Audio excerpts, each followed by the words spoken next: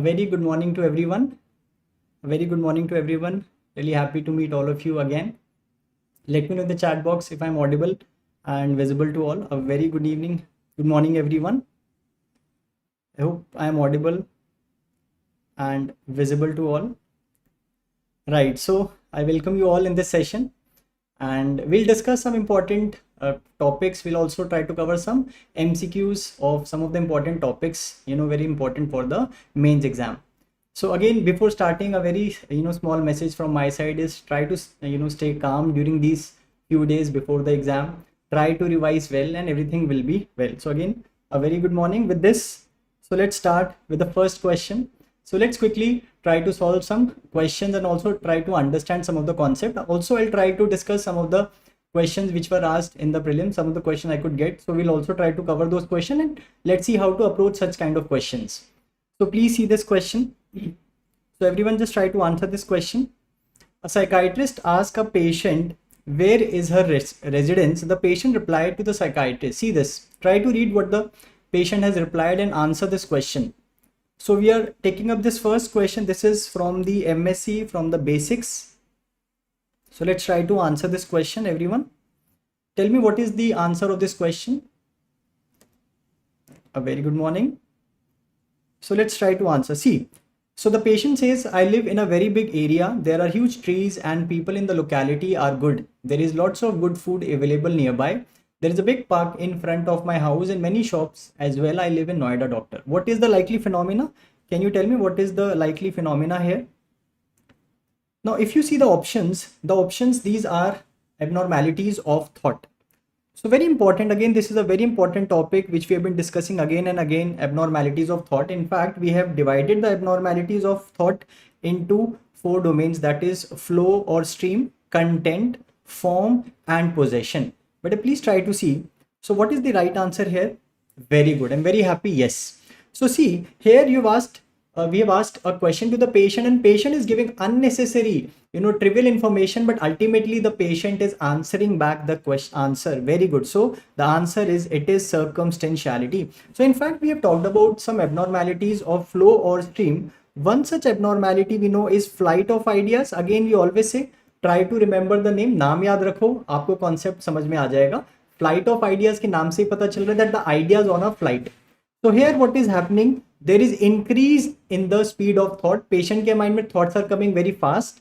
So patient may also speak very fast. Patient may speak something which is not making much sense. And also remember, goal is not reached. हमने discuss किया था कि जो thoughts हैं flight of ideas में, they may be connected by chance. For example, patient ऐसे बोल सकता है, my name is Virat. I like playing cricket. Cricket is a game of gentlemen. Gentleman is my friend Mukesh. Mukesh smokes cigarette. Cigarette causes cancer. Cancer is my zodiac sign. है ना? ये मौसम की बारिश, ये बारिश का पानी, ये पानी की बूंदे, तुझे ही तो ढूंढे. Something like this. So try to see कोई chance association तो नहीं है, या फिर there might be clang association, यानी rhyming words. For example, patient may speak like this: Ram can sing, birds have wing, I am the king, phone goes string string, the weather is spring, bring bring bring bring bring.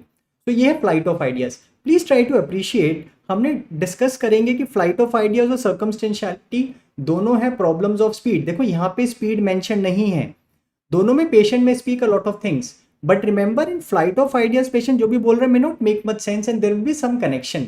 जबकि यहाँ पे circumstantiality में you can see that patient is giving unnecessary trivial information, but ultimately the patient is reaching the goal. So this is circumstantiality. Like that example, famous example we would discuss now, who is your favorite actress? So patient would name a number of actors and ultimately would answer who is his favorite actress. So ये है circumstantiality. Also remember that tangentiality or loosening of association, ये किसकी abnormalities हैं? These are abnormalities of form of thought. So there is one more important category, that is form. Form का मतलब है structure या organization. टेंजेंशियलिटी और सर्कमस्टेंशियलिटी कभी कभी हम डिफरेंशिएट करते हैं. कैसे? सी, टेंजेंशियलिटी वर्ड बना है नाम टेंजेंट से. टेंजेंट क्या होता है? It's a line which touches the circle eight one point and goes away. क्या टेंजेंट वापस आती है सर्कल पे? नहीं. सिमिलरली टेंजेंशियलिटी में क्या होता है? Patient just touches the topic and goes away.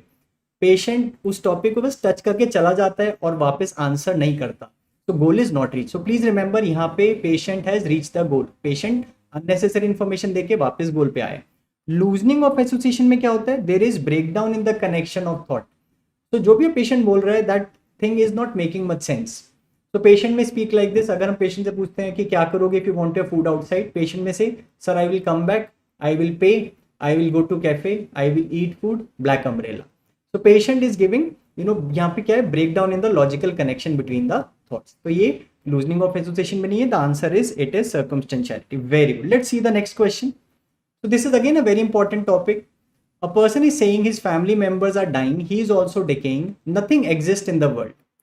So can you appreciate यहाँ पे patient के mind में एक false belief आ गया. It's a false fixed firm idea or belief which is held with extraordinary conviction. So what is this phenomenon known as? Can anybody tell me इस phenomenon को क्या कहते हैं? Very important, remember it is known as delusion. Very good. So remember delusion किसकी abnormality है? Remember delusion is an abnormality of content of thought. So delusion is a psychotic symptom. Remember delusion is a psychotic symptom and it is unexplained by social and cultural background. Patient के social cultural background से हम ये explain नहीं कर पाते. And this last line helps us differentiate delusion from, can anybody tell me जो last line है किस हमें help करता है delusion को किससे differentiate करने में? Remember from superstition. Superstition may also sometimes be a false fixed firm belief held with extraordinary conviction, but यहाँ पे superstition में usually it is explained by the social cultural background. So please remember what is delusion, and sometimes they will ask you different types of delusion.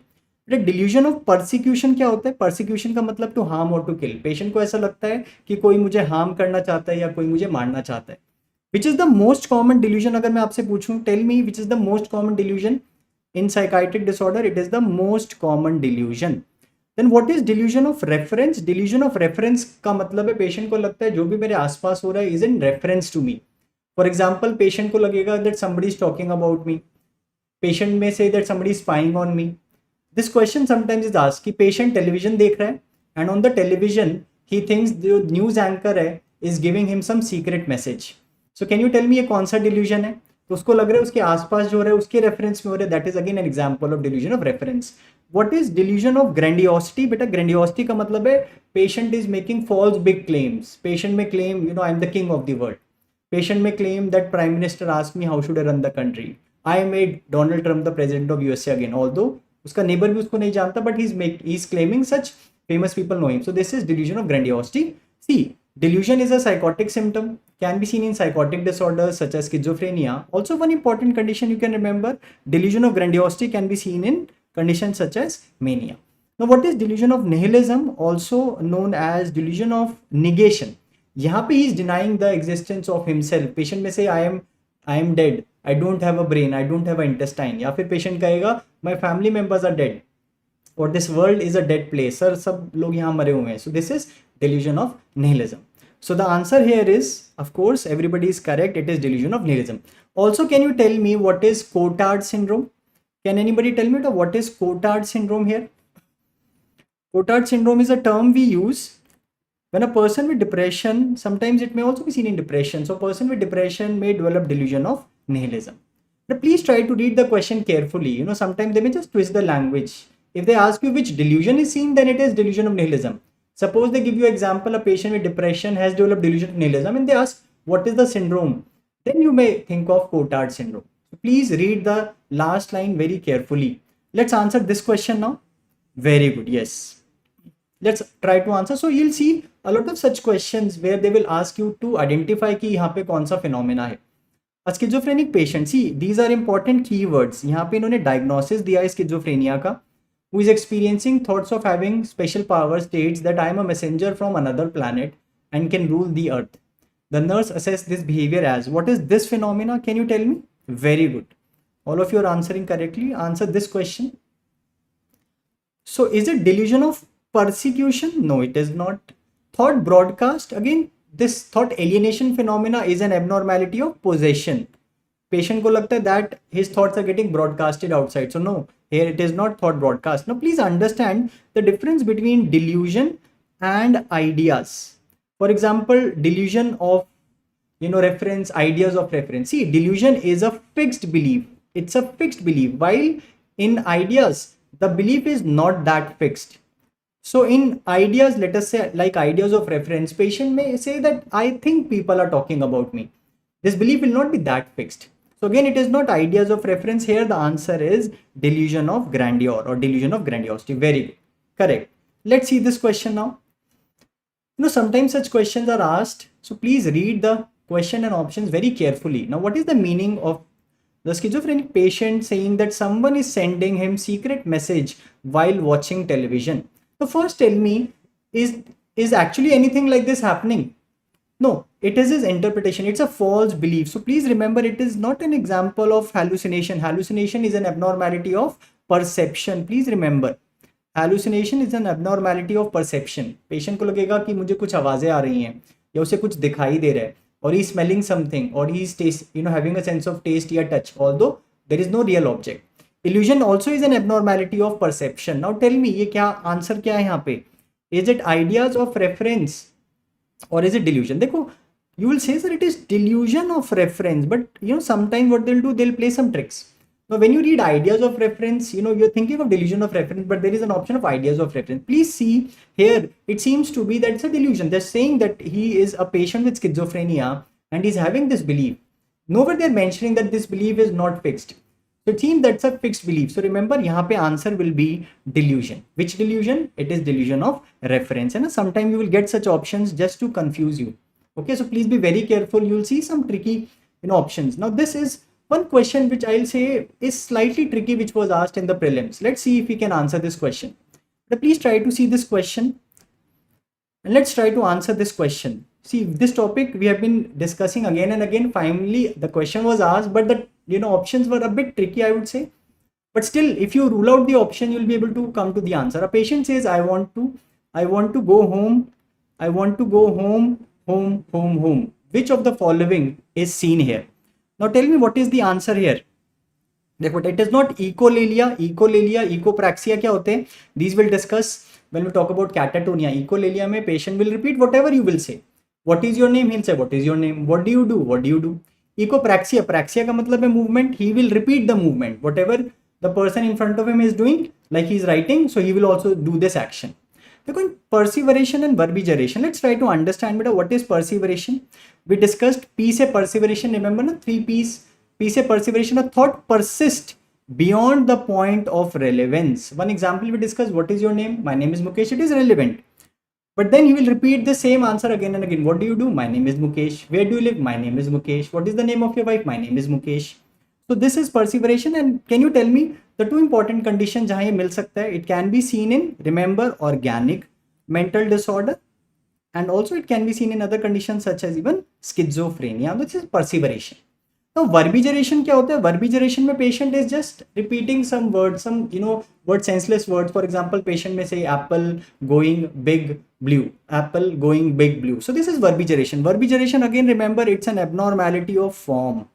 Now this is a slightly tricky question. देखो, now can you tell me what is this phenomena? Is it perseveration or verbigeration? See, he's not repeating everything. I want to go home. Initially it appears it is relevant, but then he's repeating home. See, there are various different forms, or there are special forms of perseveration. We'll not go into those detail, but can you appreciate, initially it seems the thing is relevant. I want to go home, and then he's repeating home. So this is a better answer here is better. Please remember, it is an example of perseveration. So please remember, okay, please remember this. This is perseveration. See, here initially it seems relevant now, but then he's repeating, again beyond the point of relevance. So this is perseveration. Is it clear to everyone? And he's not repeating everything. Can you appreciate? So this is most likely answer, better answer would be here, perseveration. Is it clear to everyone? That is why I'm saying please try to read the options carefully. There may be some options which may be a bit tricky. So try to rule out the option and you'll get to the right answer. Let's see this question. Again, this question was asked. So we have been discussing this even before the prelim. We talked about some important nursing intervention. Try to see this. First, tell me the diagnosis. Tell me the diagnosis of this question. But I gave an example in verbigeration. For example, I'm going black umbrella. I'm going black umbrella. So he's repeating those things again and again. Okay, that will be verbigeration. While in the question, if you see, initially it seems relevant. I want to go home, and then he's repeating home. So he's not repeating everything, and initially it seems relevant. Okay, so this, better answer here would be perseveration. I hope it is clear to everyone. Very good. Now tell me the diagnosis first and also tell me the answer. Now, a patient admitted in the ICU gets confused, irritated, and tries to remove the IV line. Which of the following is the priority nursing action? So, very good. Yes. So, all of you have told me the right answer. The diagnosis is delirium. Very good. So, very important. We have talked about delirium under organic mental disorder. Now, under ICD-11 and DSM-5, it is known as neurocognitive disorders. Now in delirium, I told you both consciousness and cognition. See, it's a neurocognitive disorder, so cognitive impairment is there. So remember, consciousness and cognition is impaired. So can you tell me in the question, how did you decided that it is impairment in consciousness is given? What was the term which was given? Remember, we talked about this mnemonic, na ACDC. Remember, so altered sensorium, clouding of consciousness. Somewhere in the question they may tell you patient is disoriented to time, place या person, या फिर they may just mention this term confusion. So this is telling us कि patient की consciousness is impaired. And there may also be cognitive impairment. For example, there may be impairment in the memory, impairment in the language. There may be perceptual abnormalities. Can you tell me one important perceptual abnormality which is seen in more common in organic disorders? Very good. Yes. So confusion word was given. Very good. So tell me which important perceptual abnormality you can see in delirium more commonly. So remember, when I ask you perceptual abnormality, I'm talking about, I'll give you a hint, I'm talking about hallucination. Overall, we know that auditory hallucination is the most common hallucination in psychiatric disorders. But अगर organic में आपसे पूछें, then which is the most common hallucination? Very good. It is visual hallucination. Very good. Right? So in the question, can you appreciate? They have mentioned the patient is many times we know, delirium is a medical emergency. You may see the patient in ICU. Sometimes, older name was ICU psychosis. Okay, that is another old name of delirium. Delirium is the most common organic mental disorder. Remember. So here the diagnosis is delirium. And can you appreciate patient is agitated, is trying to remove the IV line. So what will you do? Will you restrain the patient? Please remember, restraining may be the last resort. Again, before giving medicine such as haloperidol, it is the most common antipsychotic which is given.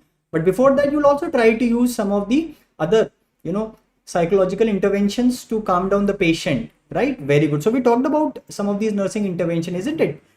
Keep the environment safe. So in a patient with delirium, important is to maintain the environment to be safe. So very important, physical support. Sensory stimulus should not be either too much around him, like too much of bright light, बहुत ज़्यादा noise आ रही है. Neither it should be very less, है ना. ऐसा भी नहीं होना चाहिए कि patient does not know कि अभी day time है या night time है.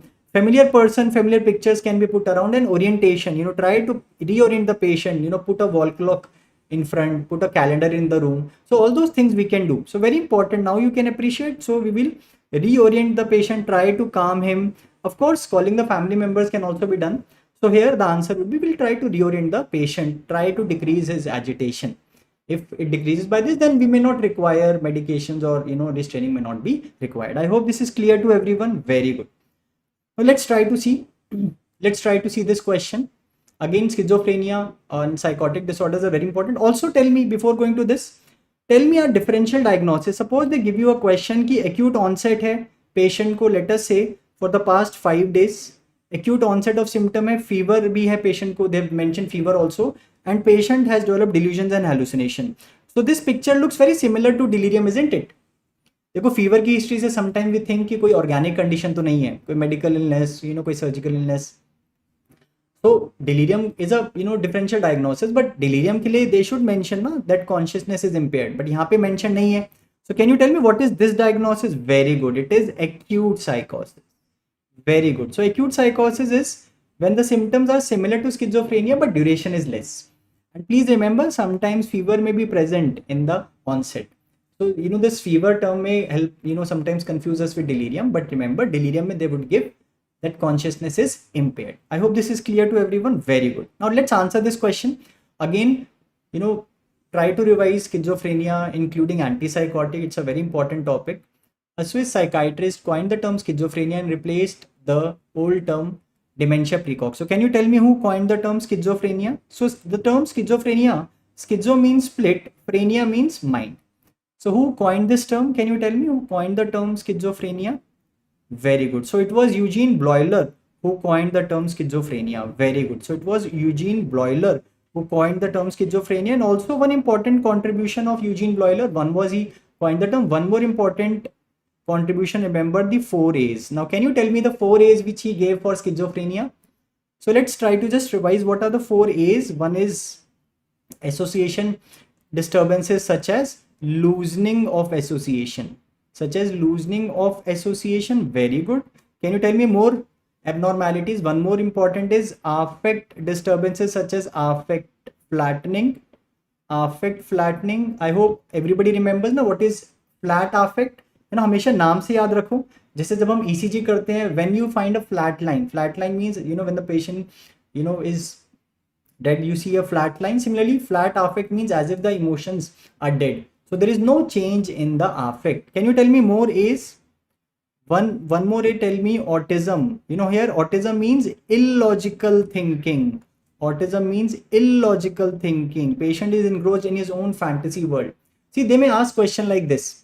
A patient says, Lord Hanuman is a celibate, he's a brahmachari, I am also a celibate, so I am Lord Hanuman. So they may give you such, points which the patient is saying. So can you tell me what kind of phenomena can you see here? So it seems that he's having illogical thinking, isn't it? So that is autistic thinking. And can you tell me one more A? Tell me one more A. Very good. Ambivalence, when the person is not able to decide. So for example, there is a pen on the table and patient अपने mind में बहुत देर तक सोच रहा है, should I pick the pen or not? So he is staring on the pen for a long time. So ये क्या है? Ambivalence. Please remember these are important 4A's. So sometimes the question may be asked just on these phenomena also. Please see the options carefully and then try to answer. Now let's answer this question. So again, an interesting question. Let's try to answer everyone. Yes. Emil Kraepelin coined the term. Yes. Dementia precox. Very good. A 25-year-old male is diagnosed with schizophrenia. So again, these are important clues for you. He reports of having abdominal pain, which he reports is due to an electronic device fitted somewhere in his room by a new neighbor. Can you tell me what is this likely phenomena? Is it delusion of grandiosity? No, this is not delusion of grandiosity. Is it thought insertion? No, thought insertion, again, we discussed this under thought alienation now. So it is basically under the abnormality of possession. Very good. I'm very happy that you remember this. So can you tell me option B and option C, where have we read these options first? Can you tell me? ये कहाँ पे पढ़ा है? Very good. And please read the options carefully. ये delusional perception है. Sometimes in hurry we read it as delusion of persecution. नहीं, ये delusional perception है. देखो delusional perception, ये दोनों phenomena कहाँ से we have discussed. We have talked about this when we talked about SFRS, Schneider's first rank symptoms, है ना. Schneider ने 11 symptoms दिए थे ना. In the history we read about Schneider. First 3 symptoms they are related with auditory hallucination ना, कि उसको अपने thoughts सुनाई दे रहे हैं, audible thoughts, या he is hearing voices discussing about the patient, या फिर he is hearing a running commentary. So these are auditory hallucination. Thought insertion, withdrawal, broadcast, these are thought alienation phenomena which we discuss under possession of thought. Then we have 3 made phenomena. Remember कैसे करना है? With the mnemonic IFA, है ना. Made impulses, made feelings या made acts. Patient को लगता है उसकी impulses का मतलब urges, उसमें जो urges आ रही हैं या फिर उसकी जो feelings या acts हैं, they are imposed by someone else. So कोई और उसको ये impulses, feelings या acts experience करवा रहा है. So is made to experience. तो इसे कहते हैं made phenomena. Then we have somatic passivity. बेटा always remember the things from the name. देखो somatic का मतलब क्या है? Somatic मतलब bodily sensations patient को हो रही है, like in this case. Passivity मतलब imposed by an external agency. तो उसको लग रहा है ना कि उसकी जो pain, उसको जो somatic sensitivity हो रही है, it is by some external agency. So here the answer is it is somatic passivity. बेटा what is delusional perception? Again we have discussed ना, delusional perception का मतलब क्या होता है कि patient gives a delusional meaning to a normal perception. Suppose patient ने एक spoon देखा with a crown over it, तो ये normal perception है. Patient को लगता है he is the king of the world, है ना. So ये कौन सी delusion develop होगी? Delusion of grandiosity. So a normal perception is given a delusional meaning. ये है delusional perception. यहाँ पे आंसर क्या है? It is somatic passivity. Very good. Very happy. All of you are answering correctly. Let's now see the diagnostic criteria of schizophrenia. So very important. Remember there are 5 important symptoms in the diagnosis of schizophrenia as per DSM-5, and we have discussed this with the mnemonic with the name of the movie धड़कन. Again, don't worry if you have not watched the movie. Movie में किसी को schizophrenia नहीं है, but from the name of the movie you can remember the symptoms. That is the schizophrenia symptom. One is delusion. Again, any delusion can occur, any hallucination can occur. Disorganized speech यानी कि disorganization of thought, like loosening of association है, tangentiality है, derailment है, या neologism है. All these abnormalities. Then we have catatonic symptoms and negative symptoms. Very good, very good. So can you tell me all these negative symptoms? Tell me what is anhedonia. So what is anhedonia? Anhedonia का मतलब है decrease interest. जिन चीज़ों में पहले patient को interest आता था, अब उन चीज़ों में इंटरेस्ट कम हो गया है. What is avolition? देखो, violation means will power. Decrease in will, decrease in motivation. Patient family member से सर अब इसका विल कम हो गया है, अब मोटिवेशन नहीं दिखाता कोई टास्क करने में, he is just lying down on the bed. What is alogia? देखो, नियोलॉगिज्म हम डिस्कस करते थे ना, neologism. What was neologism? Neologism means word. तो एलोगिया क्या हो गया? Decrease in the verbal communication, decrease in the verbal output. Family member से he speaks very less. Then affective blunting, और you can remember affective flattening. We have discussed flat affect, again can be seen. And remember asociality. देखो, anti social का मतलब है against society, asociality का मतलब है decrease in socialization. asocial, social withdrawal हो गया है. So these are some important negative symptoms of schizophrenia. Is it clear? Also, let's talk about some catatonic symptoms. So let's discuss the catatonic symptom with this image. So this image was asked last year. See this, answer this question. Identify the condition shown in the image below. So again, always try to see the options. Is it echolalia? No. Echolalia is repeating word. Is it echopraxia? We don't know.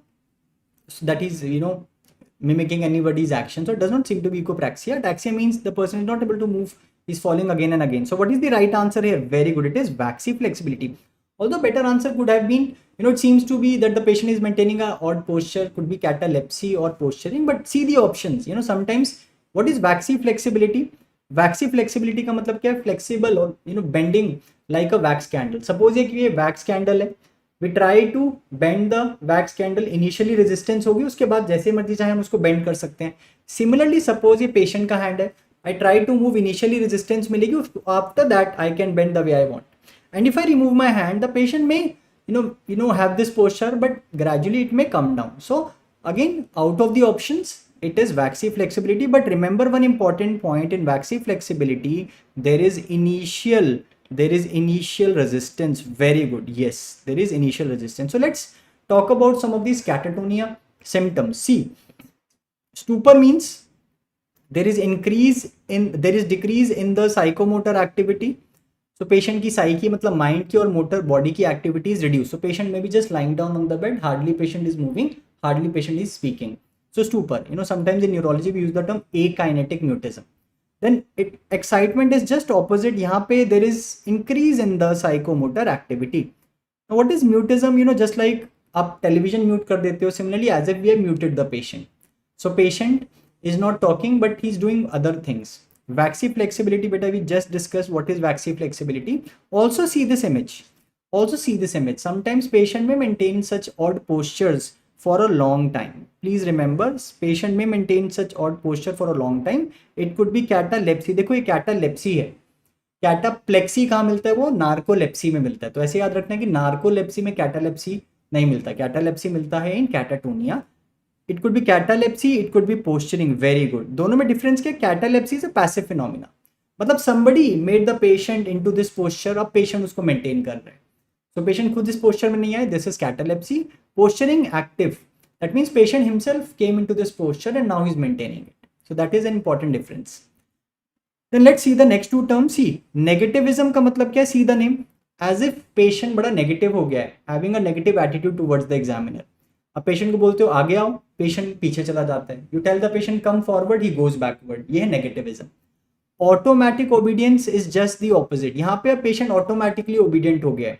You tell, whatever you will say, the patient will do that, even if it is harmful. Then we have mannerisms and stereotypy. Again, इन दोनों में क्या हो रहा है? Mannerisms और stereotypy में क्या हो रहा है? Patient is doing some odd movements again and again. दोनों में difference क्या है? See the name. देखो, mannerism word बना है manner से. तो mannerism में manner है, यानी कि ये जो movements हैं like this, ये purposeful movements हैं. A patient is doing this movement है ना, it's a salute movement, but अब ये odd हो गया ना, repetitive हो गया. This is mannerism. Stereotypy में the movements are non-purposeful, like such movements. Echolalia, echopraxia we just discuss. यहाँ पे patient mimic कर रहा है एग्जामिनर की स्पीच को. इकोप्रैक्सी है ना, प्रैक्सिया मतलब मूवमेंट, वो मूवमेंट को मिमिक कर रहा है. ग्रिमेसिंग का मतलब क्या होता है? Nowadays when you take a selfie what do you pout. If you maintain that pout for a long time, that is grimacing. Grimacing मतलब maintaining odd facial features. And ambitendency, देखो एम्बी बैलेंस क्या था? Thinking के level पे अनडिसाइसिवनेस. Tendency है ना, सो Aamby tendency का मतलब है at the level of movement patient is not able to decide should I pick the pen or not. So patient is stuck between such movements, not able to decide. तो ये है ambi tendency. Is it clear to everyone? So please be very careful. Next time they may just give you a phenomenon and ask you to identify, like in this case. Okay, I hope you'll be able to identify which, and many times they're using these terms in the option है ना, जैसे अभी हमने discuss किया था echolalia, इकोप्रैक्सिया options में था. तो you should know these important terms. Now, when do we say a patient has catatonia? When a person has 3 or more symptoms out of these symptoms. Now, can you tell me what is the first line treatment? Patient हमारे पास आया with these catatonic symptoms. See, catatonic symptoms can be seen in so many conditions. In fact, it is more common in mood disorders than even schizophrenia. Okay, so tell me how will you treat? Very good. How will you treat the patient? But what is the first line treatment? Sometimes when we are suspicious, when we are suspecting, we are doubting it is catatonia, we may also give this lorazepam challenge test. Okay, lorazepam challenge test. We may give low dose of lorazepam and see if there is improvement. That is again more suggesting towards catatonia. So remember, first line treatment is lorazepam. Can be given parenterally like IV, IM, and sometimes even orally. So lorazepam. And what is the best treatment if lorazepam is not working, not showing much effect? Then we can also use ECT. Remember this. Now again, there is a effect, not very commonly discussed, but you can just remember Lozorus effect. That is sometimes used for this catatonic patient. Okay, Lazarus effect. Okay, what is this Lazarus effect? Can anybody tell me? So again, it's more of effect which you will discuss in medicine. Sometimes patient coming out of the dead. You're seeing the patient is not showing signs of life and suddenly the patient revives. Okay, so that is Lazarus effect. So Lazarus effect sometimes you will see can also be seen, like here in this case. The patient is, appears that he is not showing much movement and suddenly आपने lorazepam दिया, is shown, drastic improvement. So this sometimes the term is used. So please just remember this. Yes, very good. Lazarus effect. So please be very careful. Okay. Now let's see this question. Very good. Now before coming to this question, let me just complete this. Right. So we have discussed all these important symptoms which are seen in schizophrenia. Now, can you tell me what is the diagnostic criteria? DSM-5 के according, out of these, 2 or more symptoms should be present. And remember, there is a catch. At least one symptom should be from first 3. First 3 कौन से? Delusions, hallucination, and disorganized speech. What is the duration? What is the duration of schizophrenia as per DSM-5? Can you tell me? Beta, as per DSM-5 क्या duration होता है? Remember, it is 6 months. Please remember. As per DSM-5, the duration for schizophrenia is 6 months. What is the duration? What is the duration in ICD-11? What is the duration of schizophrenia in ICD-11? Remember, it is 1 month. Okay. If nothing is mentioned, then you can use the DSM-5 if they specifically ask you, or from the option, sometimes you are able to decide whether they are asking according to DSM or ICD. Is it clear? Very good. Now let's discuss about the treatment. See, we know schizophrenia kya hai? It's a psychotic illness. And what is the treatment we give in schizophrenia? Remember, in the treatment of schizophrenia, we use antipsychotics. Antipsychotics may we have first generation and we have second generation antipsychotics. So both can be used, but agar specifically aapse पूछते हैं, then you can go with second generation may be preferred. Now see this question, very good. See this question. A 25-year-old female patient is suffering from schizophrenia. She tried to identify these terms for past 1.5 years. She was started on olanzapine. Beta, tell me what is olanzapine? Always try to identify the drugs in the question. Which category of drug are they talking about? Very good. So olanzapine, it's an antipsychotic, second generation antipsychotic, and showed good response, but stopped taking it due to weight gain. We know weight gain is an important one of the side effects associated with olanzapine. Second generation में भी have discussed ना कि metabolic side effects may be there. Which of the following antipsychotic has low weight gain? Very good. So please answer this question. देखो, usually when we talk about first generation and second generation, we know first generation are D2 antagonist. They're D2 antagonist, while second generation are both D2 and 5-HT2A antagonist. Very good. And also we've talked about, usually when we discuss, see this, when we talk about EPS we say is more with first generation than second generation. And when we talk about the metabolic syndrome, such as weight gain, hypertension, diabetes, hyperlipidemia, cardiovascular disease, all these are usually more with second generation as compared to first generation. But please remember, so this is something which we have discussed. We also know that chlorpromazine, see, chlorpromazine first generation hai, although it is first generation, but it also has a moderate risk of weight gain. Please remember this point, very important. We know clozapine, olanzapine, these are two drugs, two antipsychotics which have high risk of weight gain. Okay, aripiprazole, remember A to Z we always discussed na, A से aripiprazole and Z से क्या है? What is Z? Anybody? So A to Z, these drugs, they are second generation antipsychotics. A is aripiprazole. Tell me what is Z? Anybody? Tell me. These have, although ये second generation है, they have low risk of weight gain. So please remember, यहाँ पे answer है aripiprazole. यहाँ पे answer क्या है? It is aripiprazole. Please remember this. Okay. Although ये second generation है. Yes, ziprasidone. Very good. So A to Z remember. And here the answer is aripiprazole, not chlorpromazine. Okay. Quetiapine is also a second generation which has again moderate risk of weight gain. Okay. Ziprasidone. Very good. Let's discuss one very important drug, clozapine. Clozapine is a second generation antipsychotic. Usually we know EPS occurs because of D2 antagonism. But remember, clozapine blocks D4 more than D2. So it is out of the second generation. It is one of the drugs which has less EPS. Very important point if they ask you, antipsychotic which has anti-suicidal property. So that is clozapine. Can you tell me a mood stabilizer and also tell me an antidepressant with anti-suicidal property? In fact, this question was asked previously in the NORCET exam. Tell me a mood stabilizer. Tell me a mood stabilizer which has anti-suicidal property, and tell me a antidepressant. Yes, so mood stabilizer everybody knows. Yes, it is lithium. Tell me an antidepressant, a drug having antidepressant property also has anti-suicidal property. Can you tell me? Yes, ketamine. Very good. Ketamine, even S-ketamine. Okay, remember S-ketamine. Okay, so please remember. And even ECT, we know ECT is a modality which we use. Sometimes we use, and we have discussed a patient with depression with suicidal ideations for MCQs. Then ECT is the preferred treatment modality. So ECT also, in a way, I can say, has anti-suicidal property. Now, what is the use of clozapine?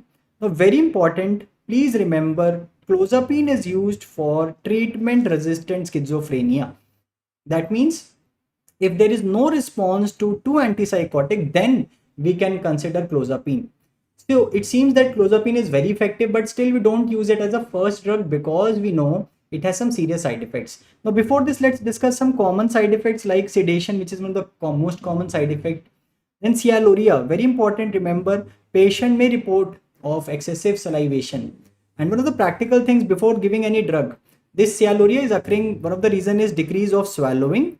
And one of the practical steps, in nursing intervention, what you can do is you can tell the patient to put a towel over his pillow before sleeping.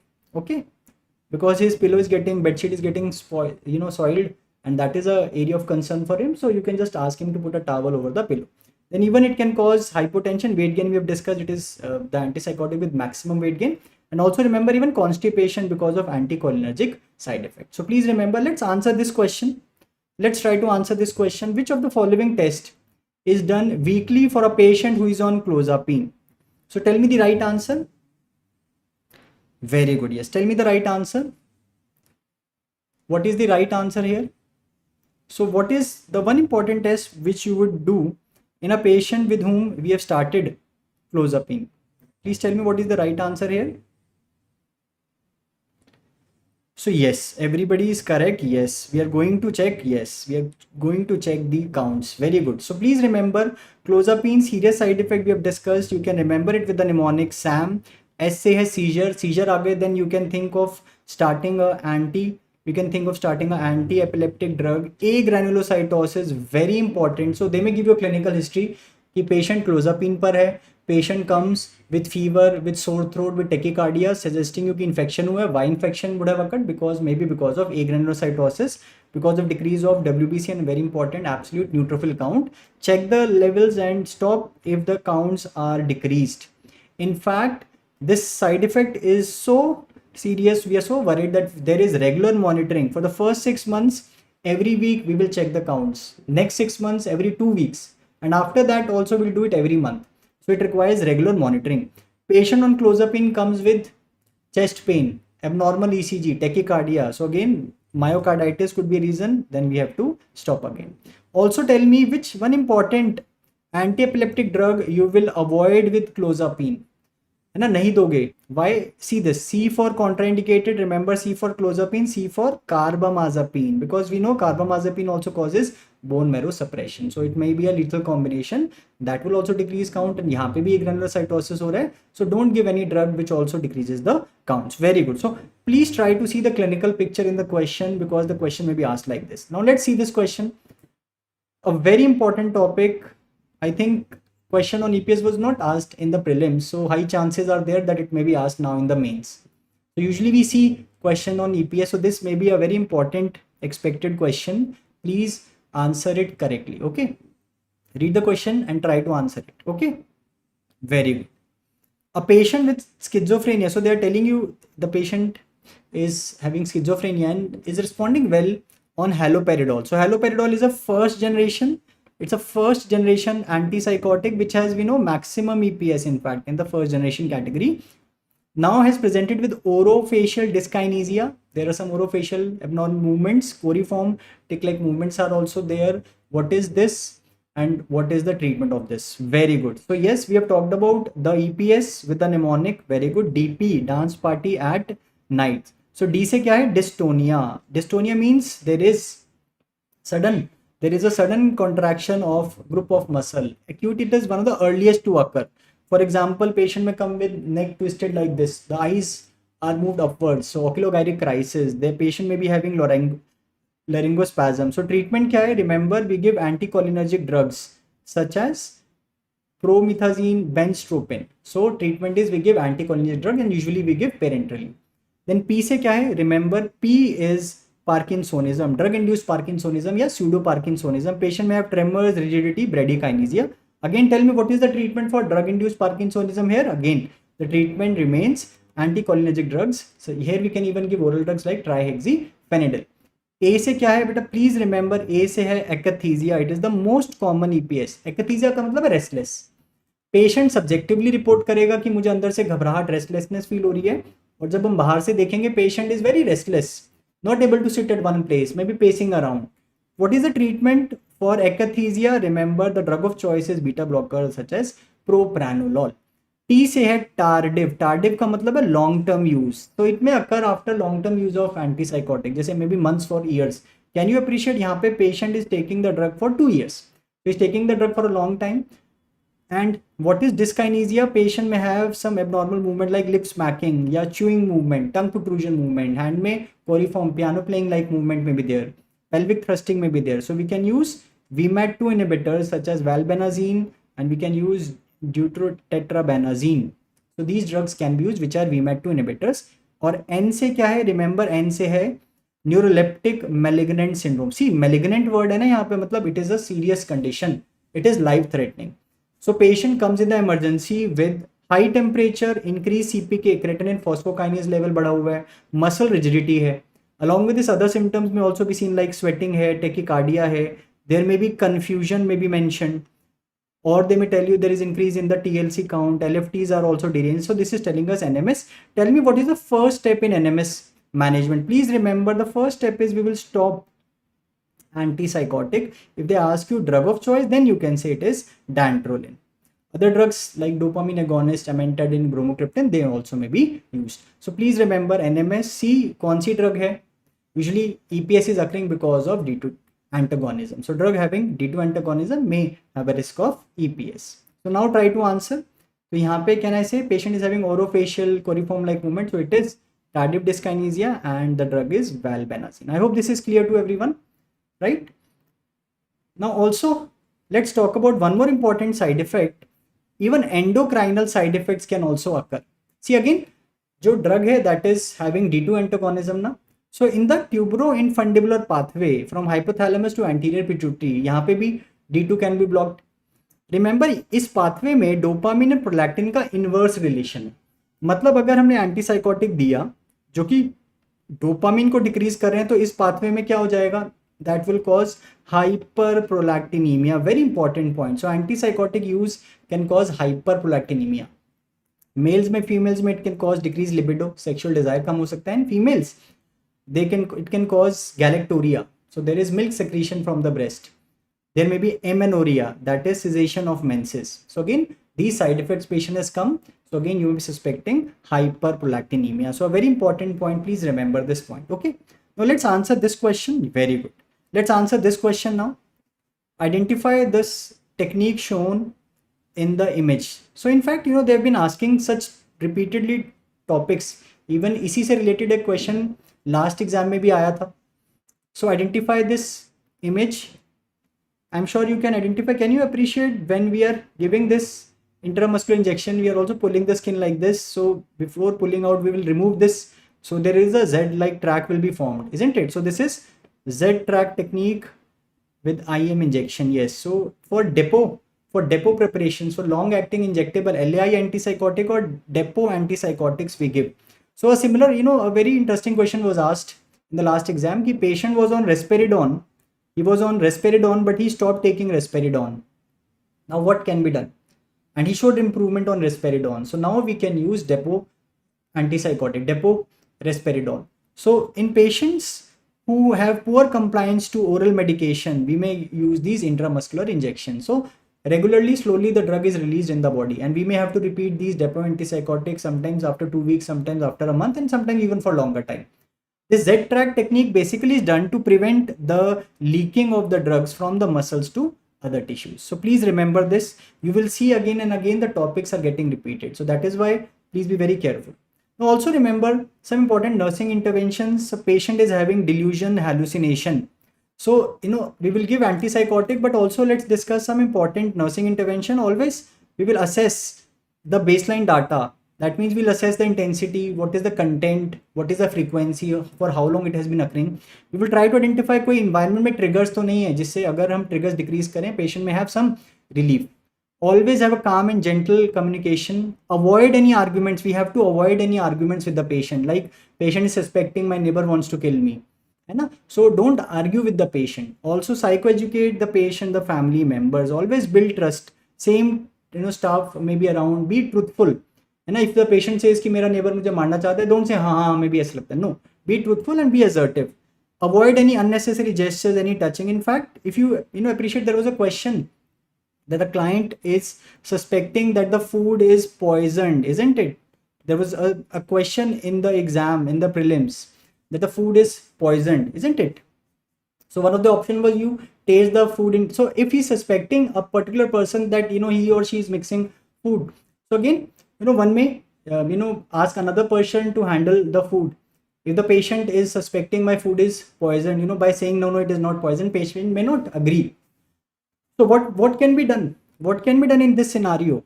For example, a person is suspicious towards a particular staff member who is giving food to the person. We may change that staff member, or we can ask the person to get the food by himself or herself. That can be done. So please remember, or the person can be asked to get the packed food. Okay, just by telling or just tasting in front of the patient, he's suspecting you and you're tasting, again he may doubt. I don't know, but it is still poisoned. So please remember this. Very good. So is it clear to everyone? Yes. So we may ask the patient to get the food himself or herself from that cafeteria or from the place where it is available, or we can give packed food. We try to calm him down. Very important. Okay. So please be very careful.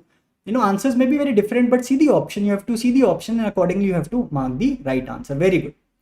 I hope it is clear now. Answer this question, but especially in mains now, so sometimes be prepared with such long questions also. But don't worry, a lot of information, more, long question is, of course, time ka thoda constraint hoga, but it will give you more information for you to answer the question. Very good. So please see this. A 56-year-old client is admitted to the psychiatry unit in state of total despair. She feels hopeless, worthless, and very sad appearance, and is unable to feel pleasure from anything. Her husband has been assisting her at home with the housework and cooking. However, she has not been eating much, lies around or sits in chair most of the day, and is becoming confused. Thinks her family does not want her around anymore. In assessing the client, the nurse determines that her behavior is consistent with tell me. So yes, so severity, again we can assess based on the number of symptoms and also the severity and degree of functional disability.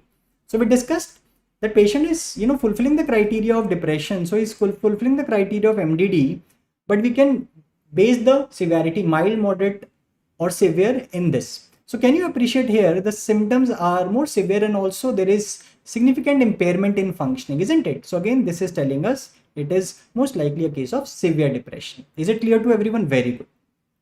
But I've also included some specifiers. So we have discussed some specifiers. Now let's take up some specifiers again and let's try to answer this question. See, a male patient reports of sad mood for the past 4 months. What is the duration to make a diagnosis of MDD? Depression, we know at least 2 weeks, isn't it? And we have discussed the mnemonic to make a diagnosis of depression. I hope everybody remembers the SIGE caps. Okay, SIGE caps. Remember, sad mood, decreased interest, these are key features. At least one of them should be present, plus 4 or more symptoms for at least 2 weeks, we make a diagnosis of depression. So the patient is having sad mood for the past 4 months, although he reports that mood brightens in positive event. He also claims overeating and sleeping excessively in the daytime. His hands and legs feel heavy, and there is psychomotor slowing observed in the interview. He also gets extremely sensitive to rejection. But all these points are telling us that transient, just a term it is being mentioned. And transient ka matlab hai ki maybe for some time, but clinically we don't use this term, na? But sometimes you'll get such options in the question which may not be terms which we are using in the diagnostic classifications. Okay, tell me what is the answer here? Very good. The answer here is it is atypical depression. So atypical depression or depression with atypical features, but it's a specifier. देखो नाम से ही पता चल रहा है ना, यहाँ पे depression के symptoms हैं but थोड़े atypical हैं, मतलब those features which are not typically seen in depression. So again you can remember it with a very simple mnemonic. देखो usually अगर मैं आपसे पूछूं how is the will power in a patient with depression, you may say sir low हो जाता है, तो ये atypical है ना, तो remember atypical के लिए हमने mnemonic बनाया my will high. So what are the feature? बेटा M से है मूड रिएक्टिविटी. यहाँ पे जो मूड है it is sad but it brightens in response to a positive event. कोई पॉजिटिव इवेंट आता है तो कुछ देर के लिए the mood brightens up.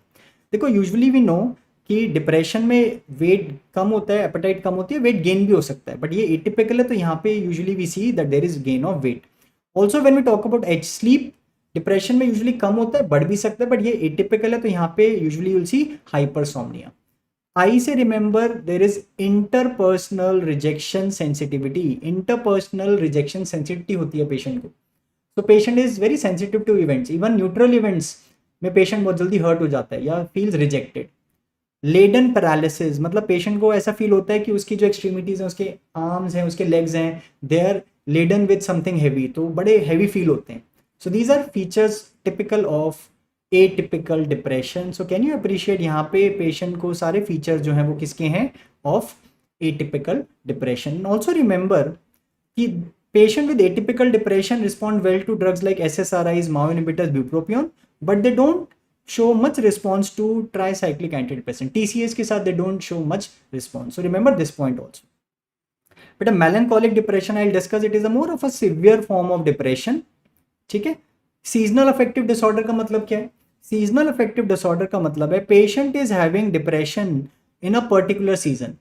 Let us say patient says sir I get depressed in winters. जब भी winters आते हैं I get depressed. जैसे ही season change होता है I become improved. So ये क्या है कि patient is having depression in a particular season.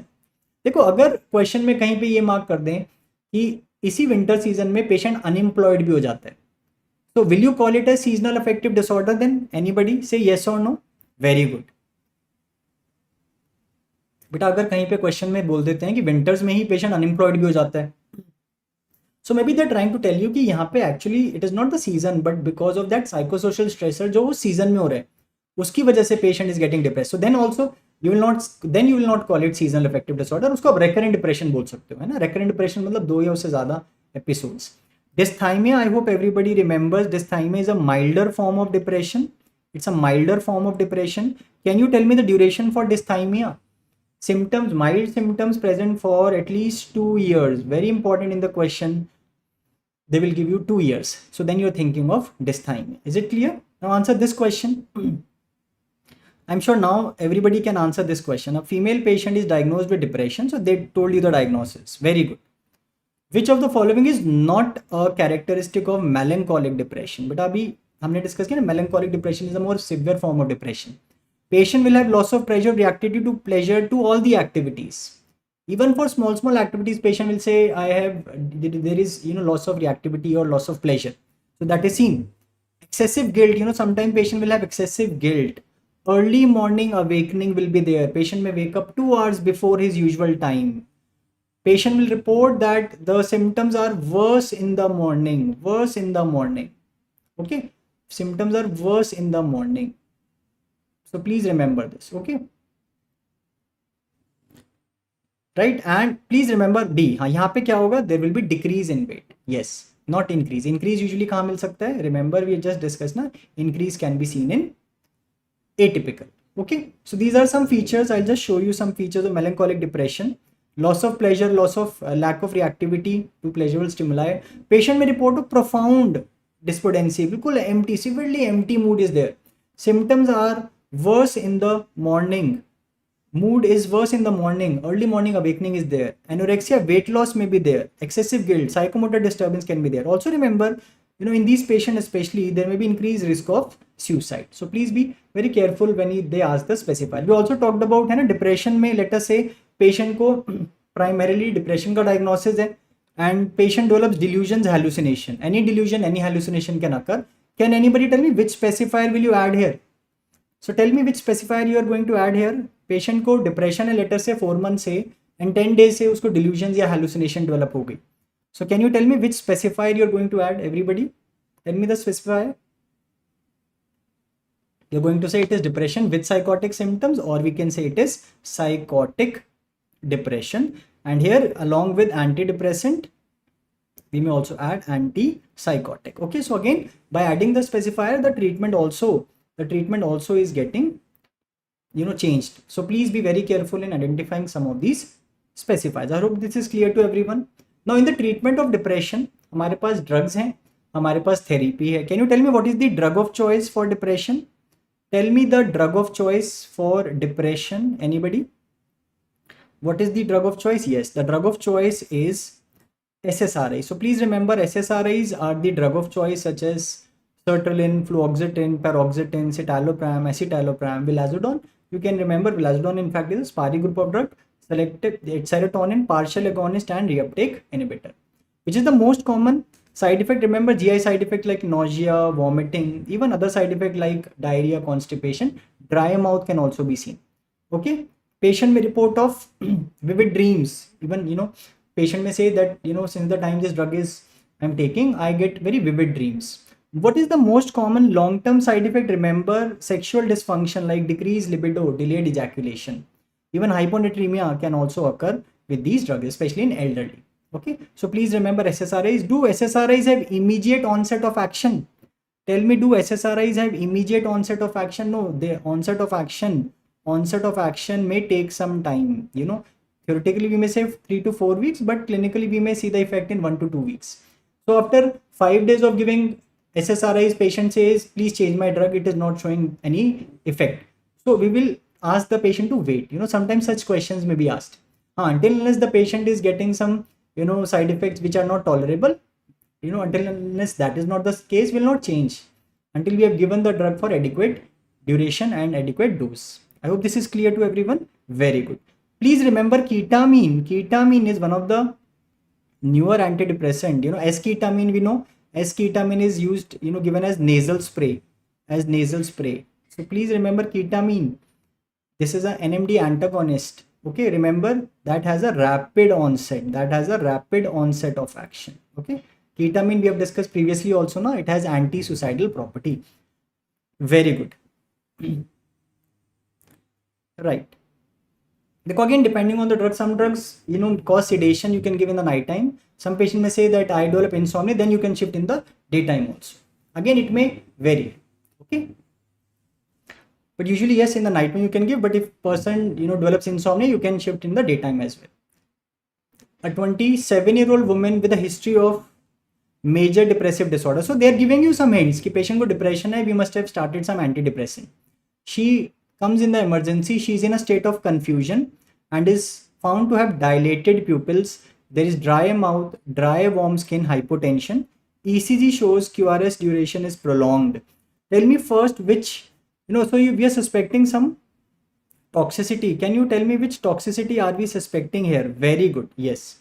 So we are suspecting here TCA toxicity. Very good. So remember TCA toxicity we have talked about. There are CNS effects, CVS and ANS. In CNS we have discussed now. Patient may have seizures. Patient may appear confused. There may be even coma state. In CVS patient may have arrhythmias. QRS is prolonged. ANS may remember dry mouth may be there. Also remember there can be mydriasis. Tell me, is it hypo or hyperthermia? Very good. There is hyperthermia. Again in the treatment. So see, what is phenelzine? This is a MAO inhibitor. Sertraline we have discussed, it is an SSRI. What is aripiprazole? Remember aripiprazole is a second generation antipsychotic. And also remember aripiprazole ka mechanism of action is slightly different. It is a partial D2 agonist. Please remember it's a partial D2 agonist. Imipramine we know is a TCA. So we are dealing with TCA toxicity. Tell me the treatment. Again in the treatment, if unabsorbed drug है हम activated charcoal से use करेंगे, ECG monitoring करेंगे, patient may develop acidosis. So what will be the treatment? So patient may develop acidosis, so we'll do alkalization. So what is the treatment we are going to do? Sodium bicarbonate. Okay, so we can use sodium bicarbonate. Please remember this. And remember, hemodialysis may not have much role in the management. Hemodialysis have not much role in the management because the volume of distribution is high. Is it clear to everyone? Now let's answer this question. Again, it's an old question which, again is getting repeated, So that is why I'm just discussing this question. A nurse is reinforcing dietary teaching with a client who has a new prescription of monoamine oxidase inhibitor, MAO inhibitor. Which of the following food should the nurse instruct the client to avoid while taking a MAO? So tell me what is the answer here. So, this question has been twisted in so many ways. So tell me what important, very good. Tyramine rich food we will ask the patient to avoid because we know MAO inhibitor, when the patient takes tyramine rich food such as cheese, red wine, the patient may develop cheese reaction. But also remember cheese reaction mein kya ho raha hai? Hypertensive crisis. Next time they may just ask you, what will you suspect? So there may be hypertensive crisis and in the treatment we may use phentolamine. Okay. So please remember repeatedly asked question in the exam. Very good. Now answer this question. So this is a very similar question which we had discussed even before the prelims, in one of the video session we talked about, and you'll see such questions they are framing again and again. A patient is admitted in the psychiatry ward. He had a recent divorce and was admitted with suicidal attempt. He suddenly shows improvement in his behavior. What is the nurse priority? Tell me. But MMSC score again I have discussed now, less than 24 suggestive of dementia. Again I'll go with the classification which I have given you now. So 19 would again be suggestive of mild. Okay, we talked about again different resources have different gradings, but that is one of the grading which I have given now. So I still feel that would be the right answer. Plan to discharge? No, you'll not plan to discharge. But sometimes what happens, the patient when he is decided or has made up the mind, so sometimes the patient may show drastic improvement in his behavior. So again, observe the patient and patient may have suicide and may attempt suicide. So there may be a high risk of suicide. So please remember this, very important. Such drastic change. Also, we have talked about another important phenomena known as paradoxical. Paradoxical suicide क्या होता है बेटा? Sometimes in the initial stage of treatment or recovery, in the initial stage of treatment or recovery, that there is an increased risk of suicide. Okay, that point also we have discussed. Okay, so please remember we talked about these points. Okay, because of gain of energy. Okay, so please remember, yes, very good. Answer this question. So in fact, a very similar question was asked in 2023 also. After 3 weeks of treatment, severely depressed client suddenly begins to feel better and starts interacting appropriately with other clients. The nurse knows that this client has an increased risk of, again, suicide. Okay, right, but again I would say still different resources have different classifications. And also देखो थोड़ा सा there is one or two question maybe a bit controversial, but still I would still go with that classification. Okay, right, I hope it is clear now. Very good, the answer is A. Now beta answer this question. A patient who is having mania, see, in mania the patient is very hyperactive.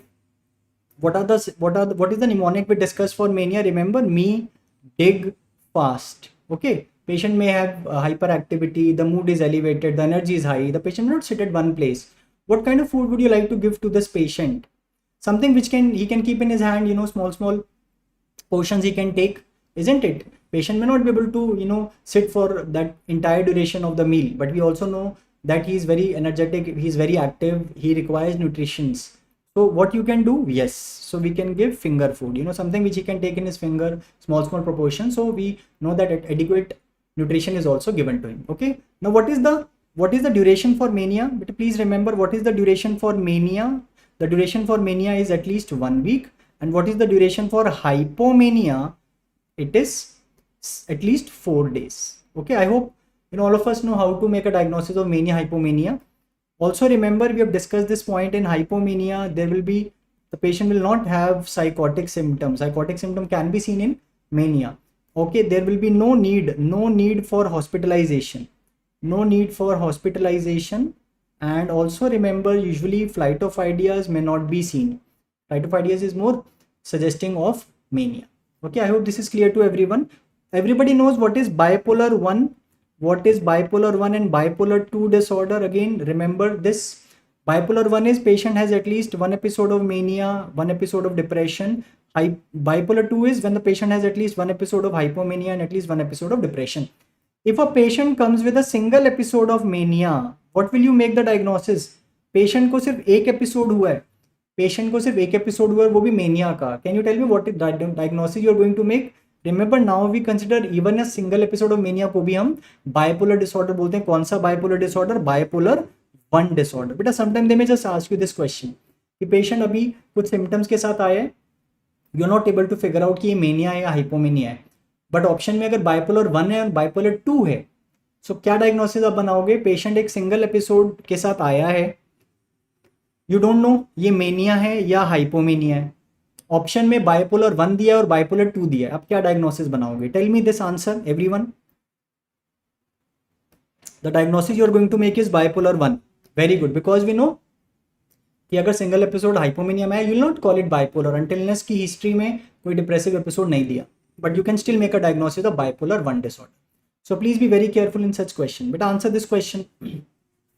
A patient is diagnosed with bipolar disorder, is currently experiencing manic episode with symptoms of overspending, becomes aggressive when confronted by the colleague. So aggression bhi hai patient mein. Which of the following action should be taken by the nurse? So we have discussed about the nursing intervention when the patient is having aggression, violent behavior. Tell the patient to relax in a room alone? No, you will not tell, because there is risk of harm. Patient may harm, may do something which may cause harm to them. So you will keep the patient under observation. Encourage him to take a walk? No, again, you will not encourage him to take a walk. We will allow to express, but not freely, not very freely. So we'll set limits and boundaries in this case. Very good. In fact, we've talked about these nursing intervention now. Observation becomes very important. Remove any hazardous object if there is any hazardous object. Low level of stimuli in the environment. Limit setting. Encourage to ventilate, but to an extent. Not if the patient is highly aggressive, then you may not do it at that moment. Redirect his into physical activity. Maybe some physical activity that can be done. Have a very calm attitude towards the patient. One should be very clear and direct speech should be there. And your safety is very important. So keep a staff nearby We'll try to use first, we'll try to talk down the patient.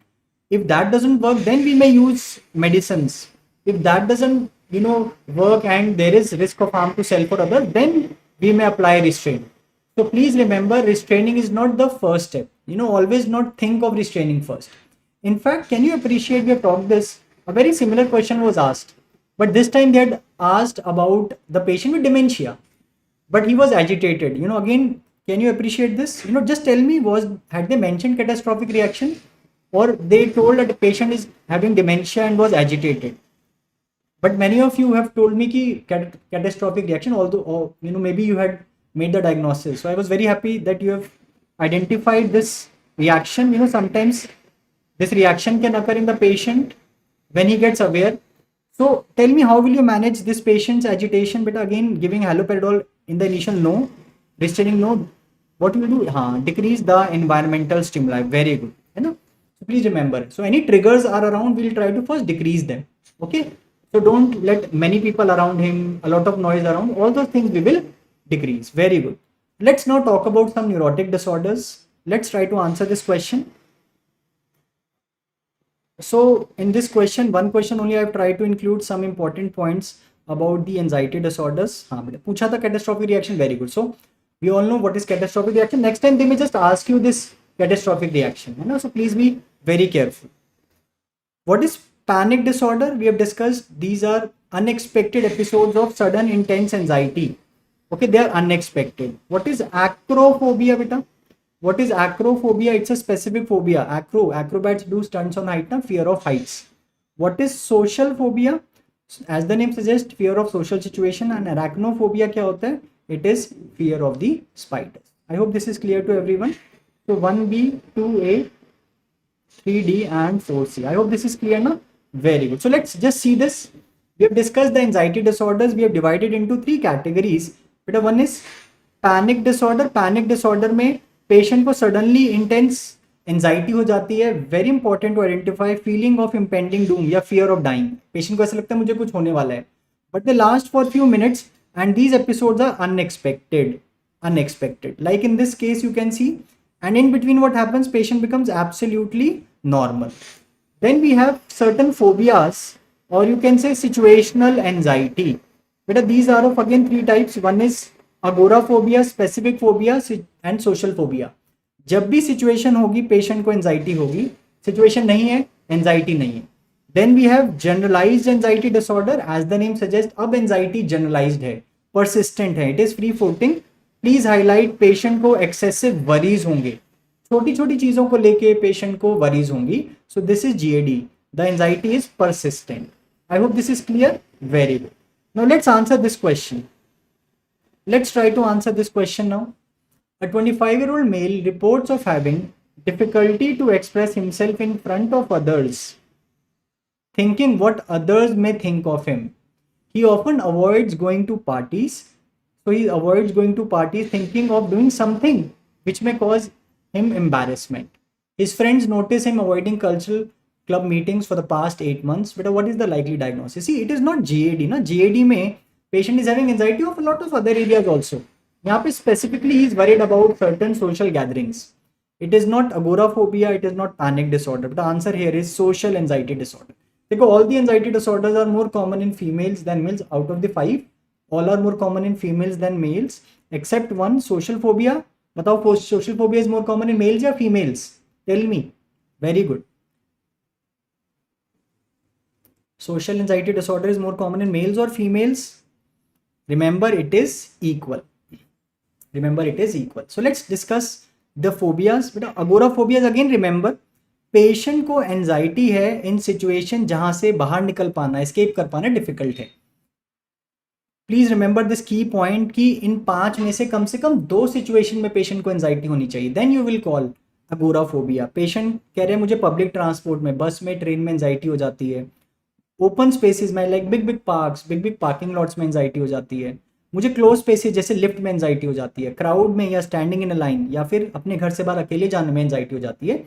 इन 5 में से अगर 2 situation में patient को anxiety है, then you will think of agoraphobia.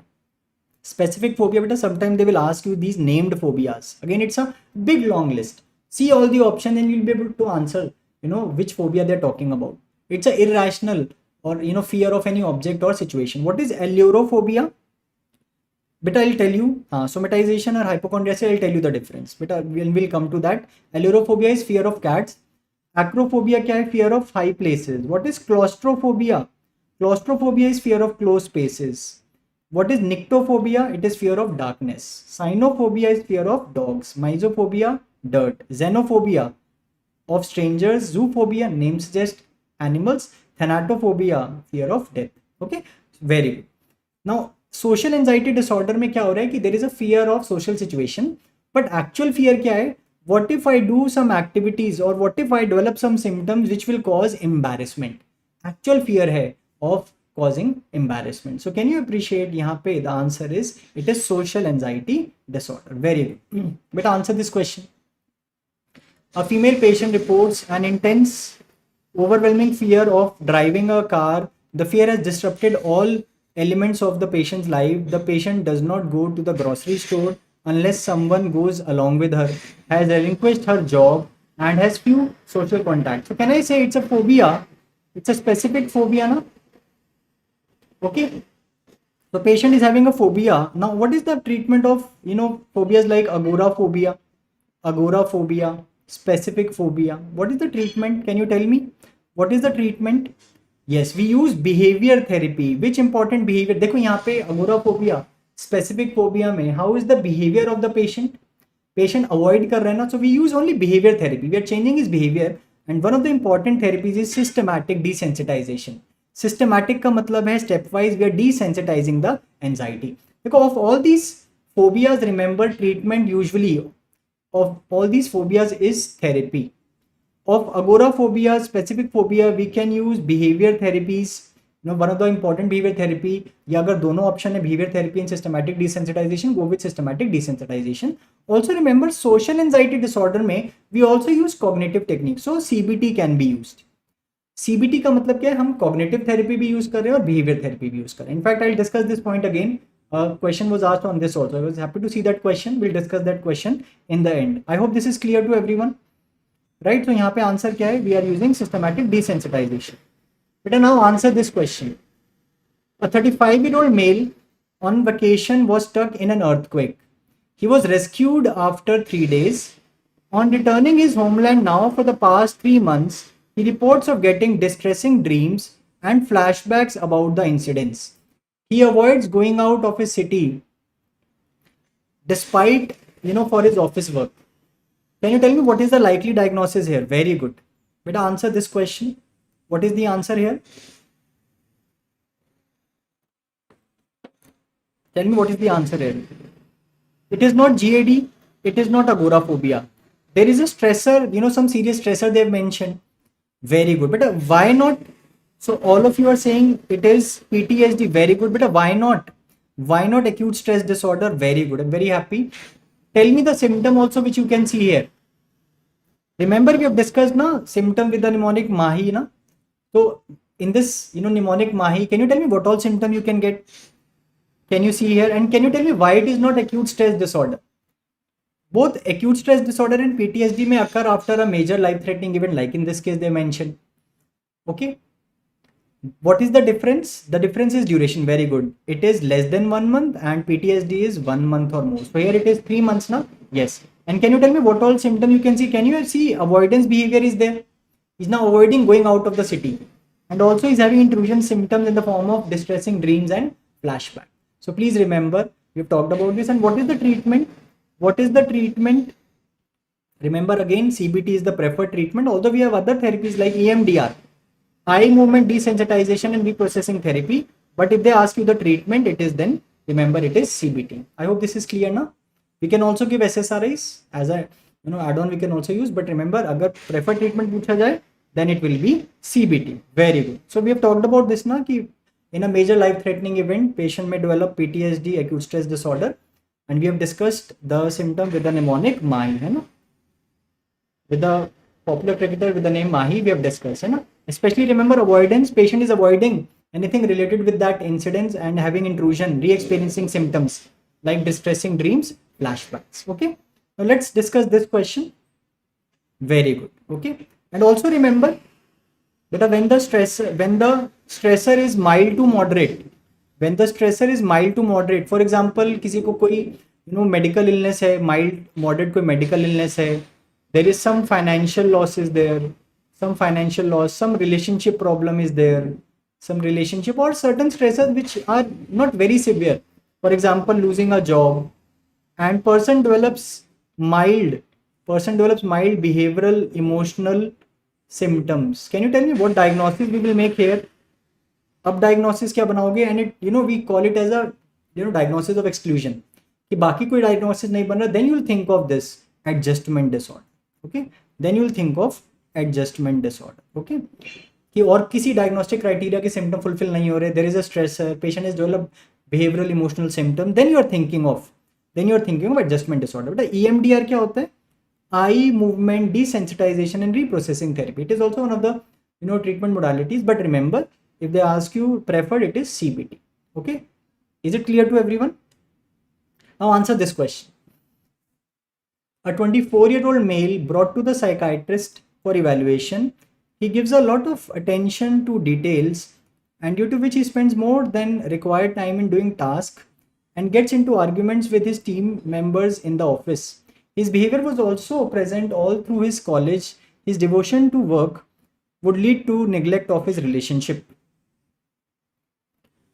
Tell me, a 24-year-old male brought to the psychiatrist and is giving a lot of details. We'll talk about this in the end again.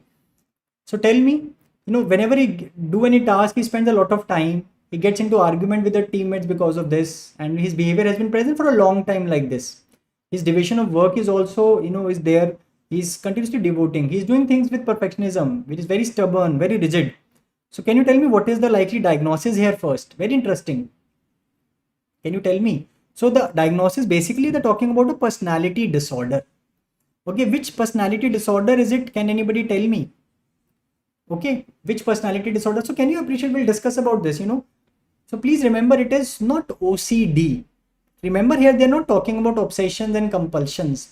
So here, this is the incorrect option. It is not OCD, it is OCPD. Please remember this. We'll discuss. In fact, I'll talk about OCD. But please remember, OCD and OCPD are different entities. ठीक है, यहाँ पे क्या है? It is a personality disorder.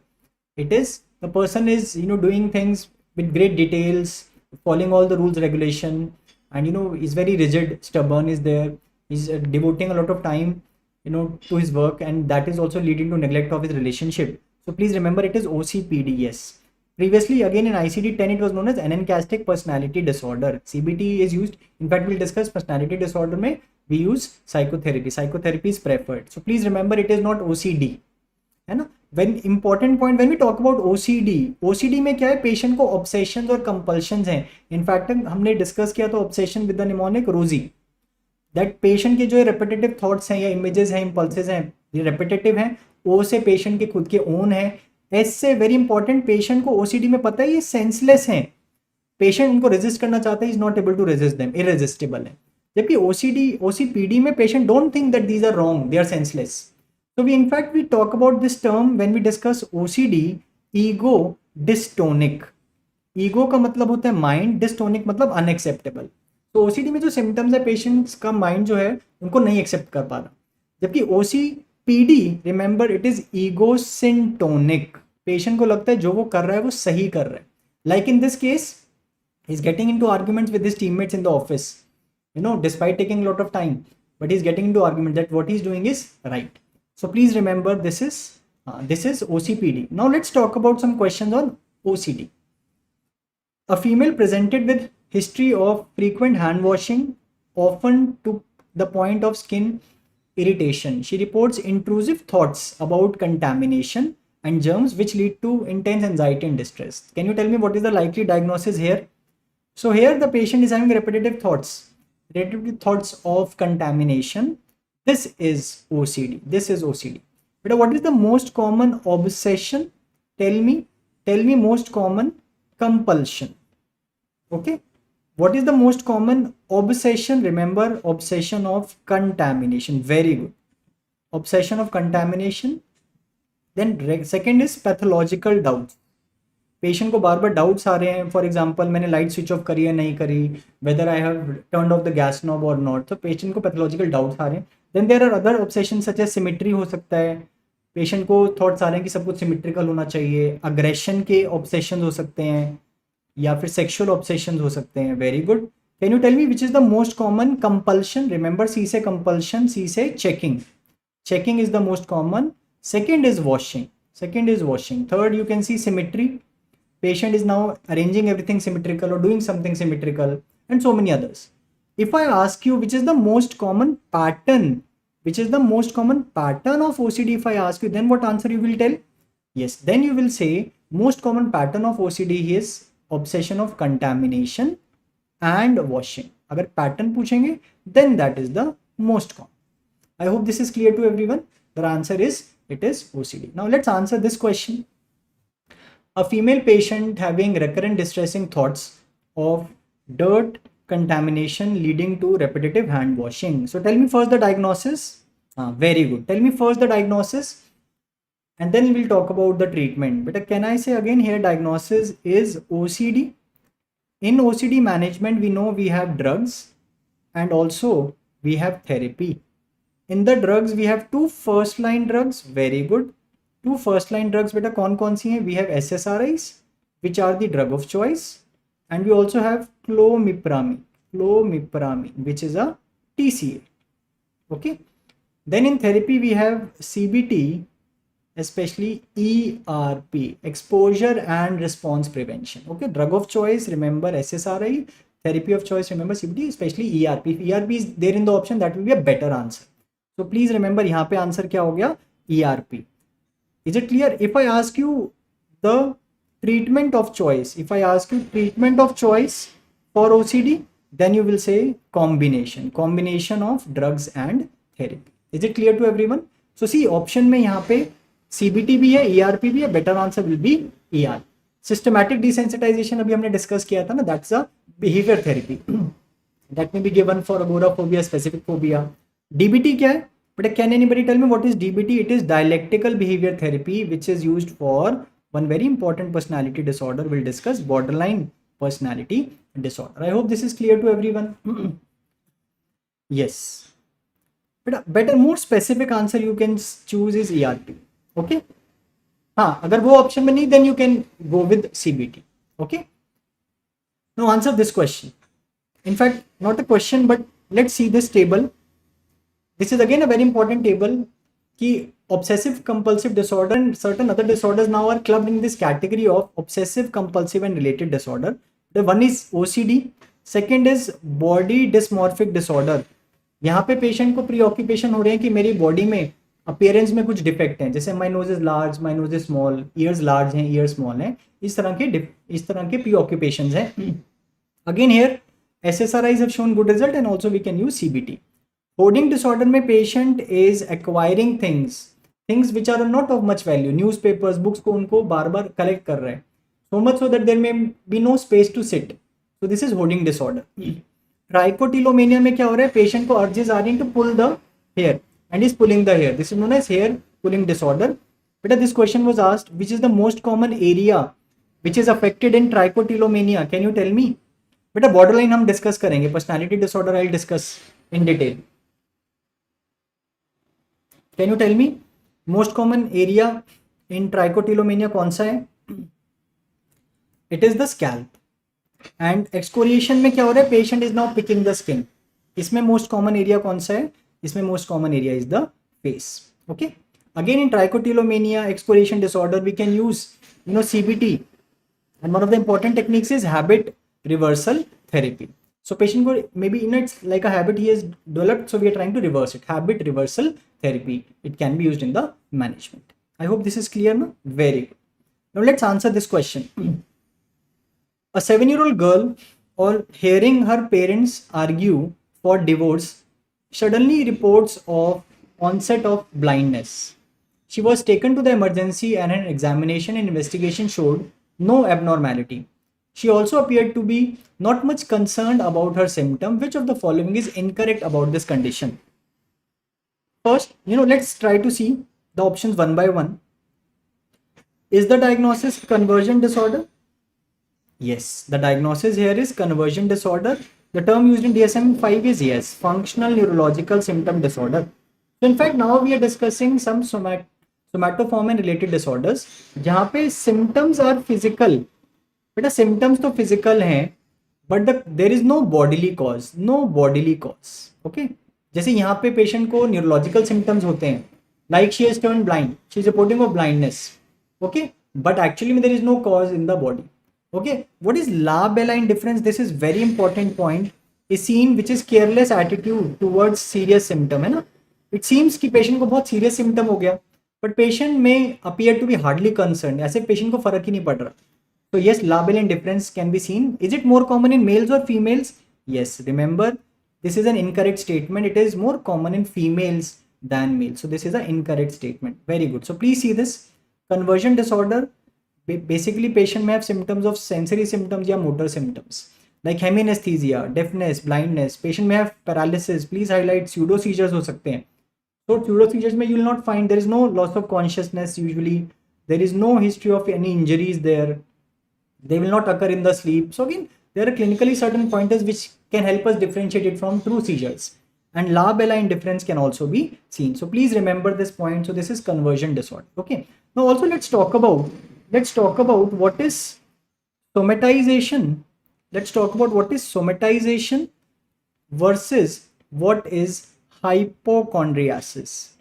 But here also patient may have certain physical symptoms, but जब हमने examine किया, investigate किया, सब कुछ normal आ रहा है. What is the difference? Somatization या somatic symptom disorder, यहाँ पे patient is preoccupied with bodily symptoms. So patient for a long time may tell that I am having pain in my abdomen. All the tests are done, everything is normal. So maybe the symptoms are not created by the body but by the mind. So ये है somatization. Patient is preoccupied only with the bodily symptoms. What is hypochondriasis? Also known as illness anxiety disorder. बेटा यहाँ पे क्या हो रही है?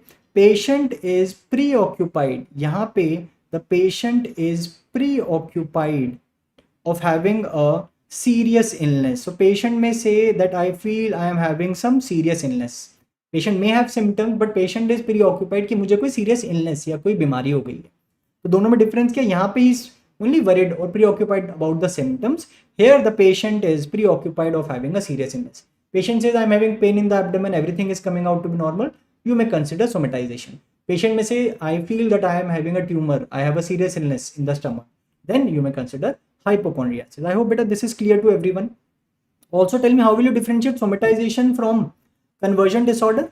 Conversion disorder में usually you will see neurological symptoms are there, जबकि conversion in somatization other systems may also be involved. Okay, so please remember these are some important differences. Now let's come to this topic again, a very important topic. Substance is a topic which is being asked again and again. Also in the end I'll discuss few topics which is again high chances that a new question may be asked. Some relatively newer points also we'll discuss. A 40-year-old male admitted in the hospital after a road accident. On the third day he appeared confused, disoriented to time, and was reporting of insects crawling under his skin. He also had seizures, tremors and visual hallucinations. Also in the question there is a history that he was taking alcohol for 15 years. So can I say after the accident एकदम से उसका alcohol बंद हो गया? Very good. So patient has landed into alcohol withdrawal. So please remember ये Wernicke's तो नहीं है ना ही. Okay, it is also not intoxication ना. सो ये डिलीरियम ट्रेमेंस है या अल्कोहलिक हेलुसिनोसिस है? Tell me. Very good. Why are you saying it is delirium tremens? Can anybody tell me why are you saying it is delirium tremens? Delirium, देखो delirium tremens means, delirium का मतलब है there is impairment of consciousness, है ना. अभी impairment of consciousness हो गया है. In the question can you see यहाँ पे कंफ्यूज्ड है, disoriented to time. So they are trying to tell you now disorientation has started, delirium has also begun. Very good. So please remember this table.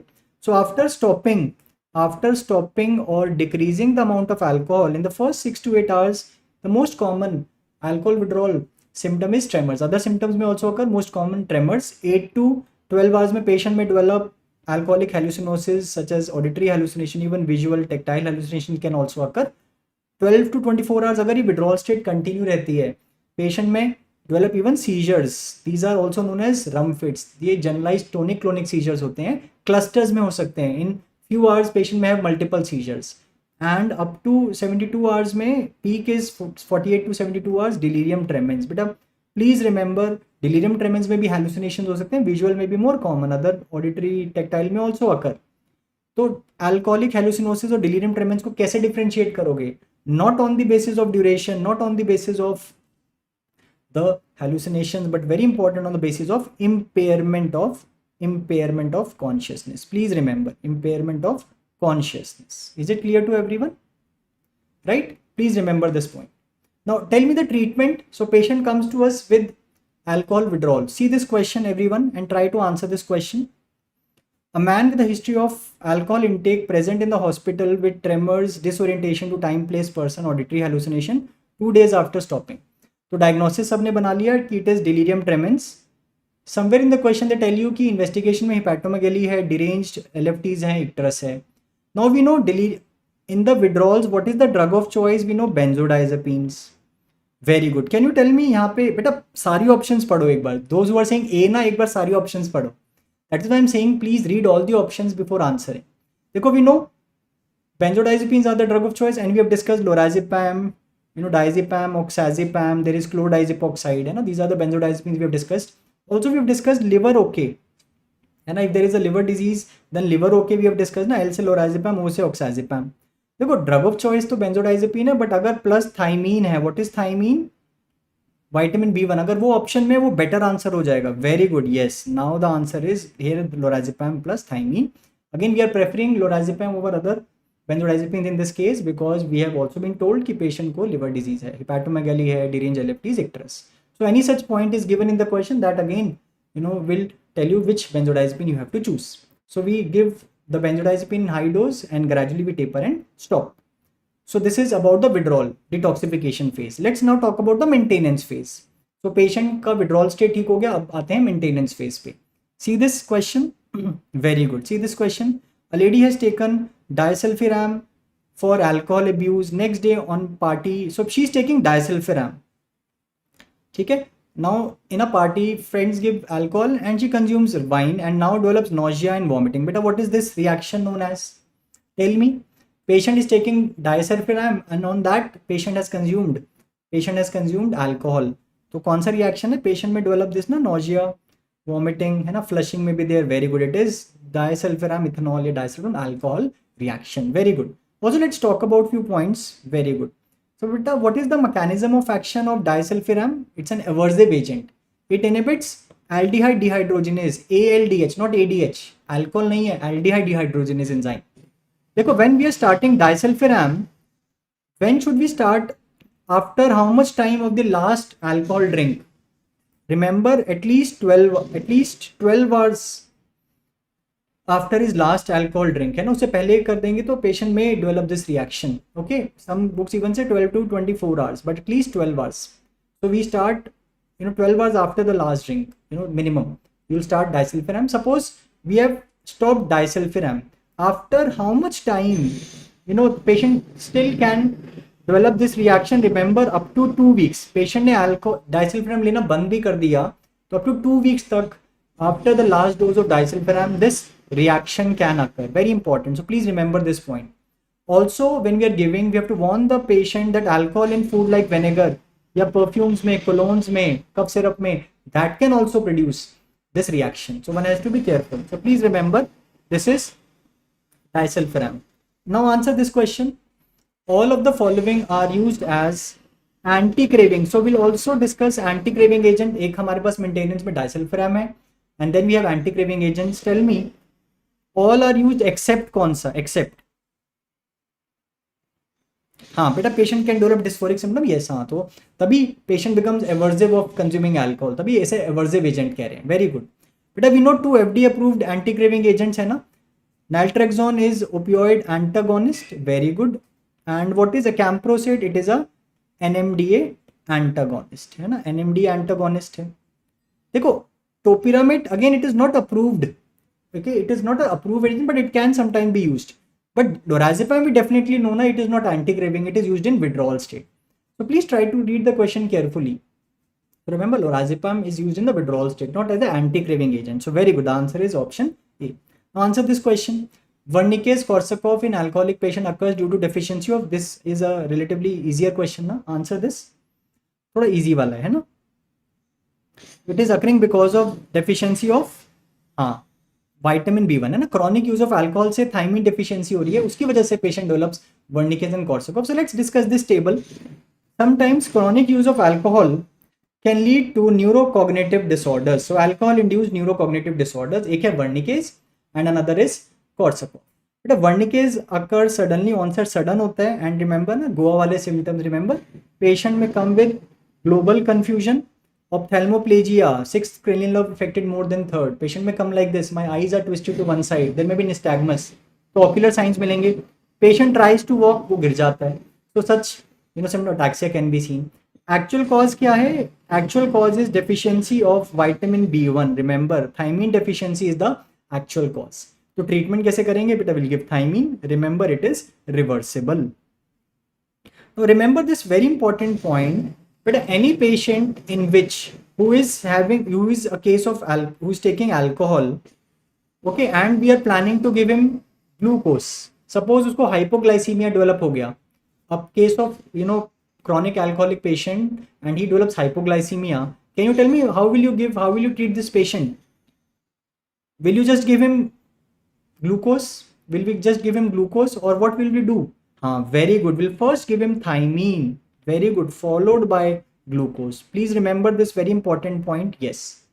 Remember this point because we know thiamine.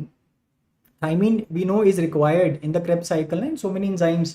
Remember we discussed with the mnemonic ATP na, that many enzymes require thiamine. So thiamine agar deficient hai, you're giving just glucose, it can precipitate Wernicke. So always remember this point, thiamine followed by glucose.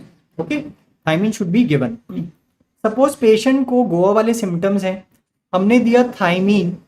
In the question they tell you there is no response to thiamine.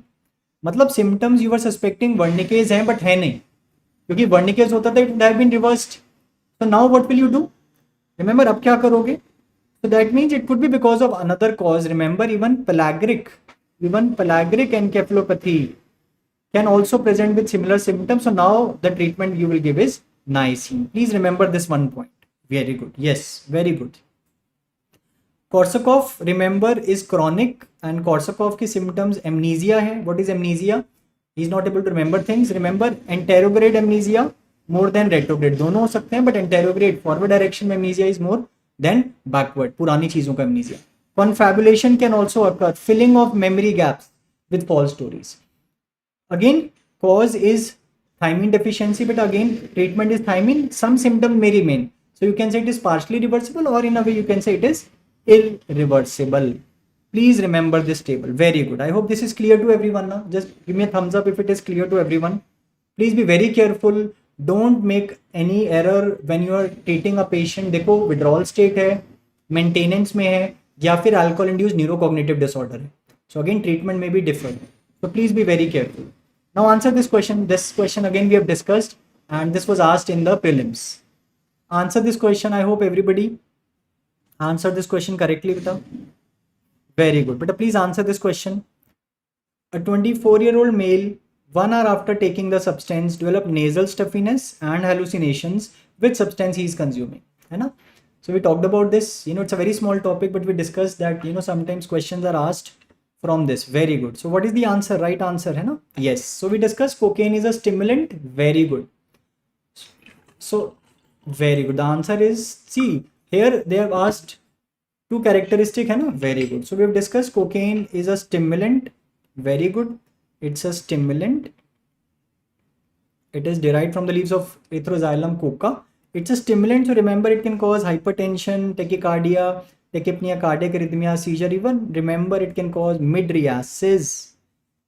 So please remember, we've discussed this point. In the nose, chronically people snort it. It causes nasal stuffiness. Ultimately it can even cause nasal septal perforation. Tongue may, it can cause jet black pigmentation. What important, hallucination, it can cause, please remember, it can cause delusions, it can cause hallucinations.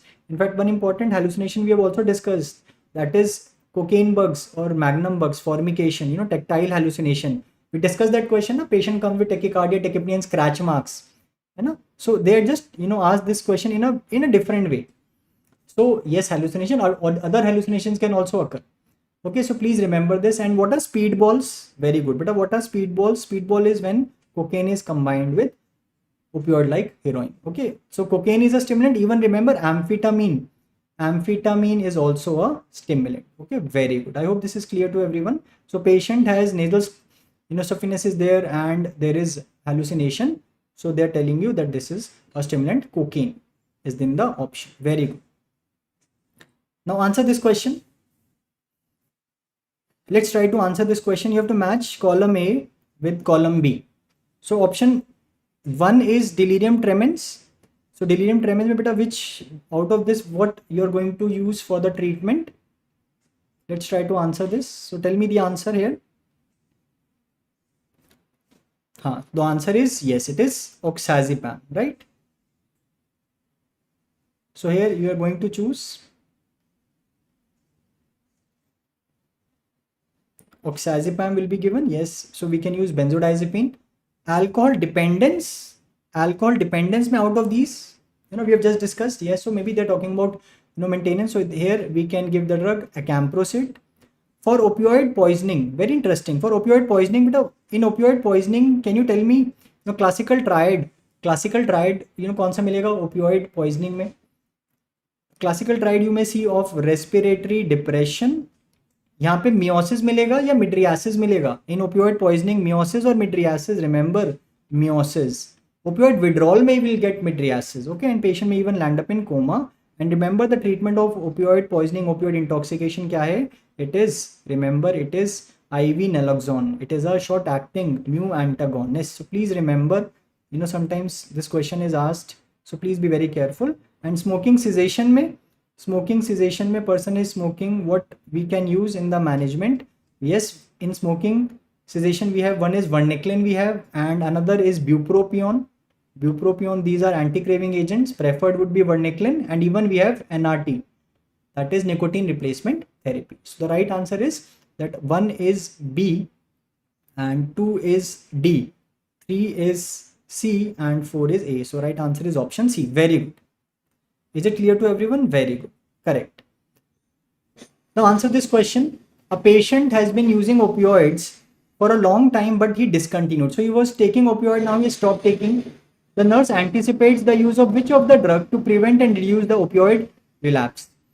So let's try to understand when we are managing a patient with opioids. So again, in the opioids, patient may come to us in the withdrawal state, and in the maintenance phase. Withdrawal state में patient is taking impure opioid, तो हम इसको replace करते हैं with pure opioid. So we decrease the withdrawal symptom. We can give methadone, which is a mu agonist, and we can also use buprenorphine.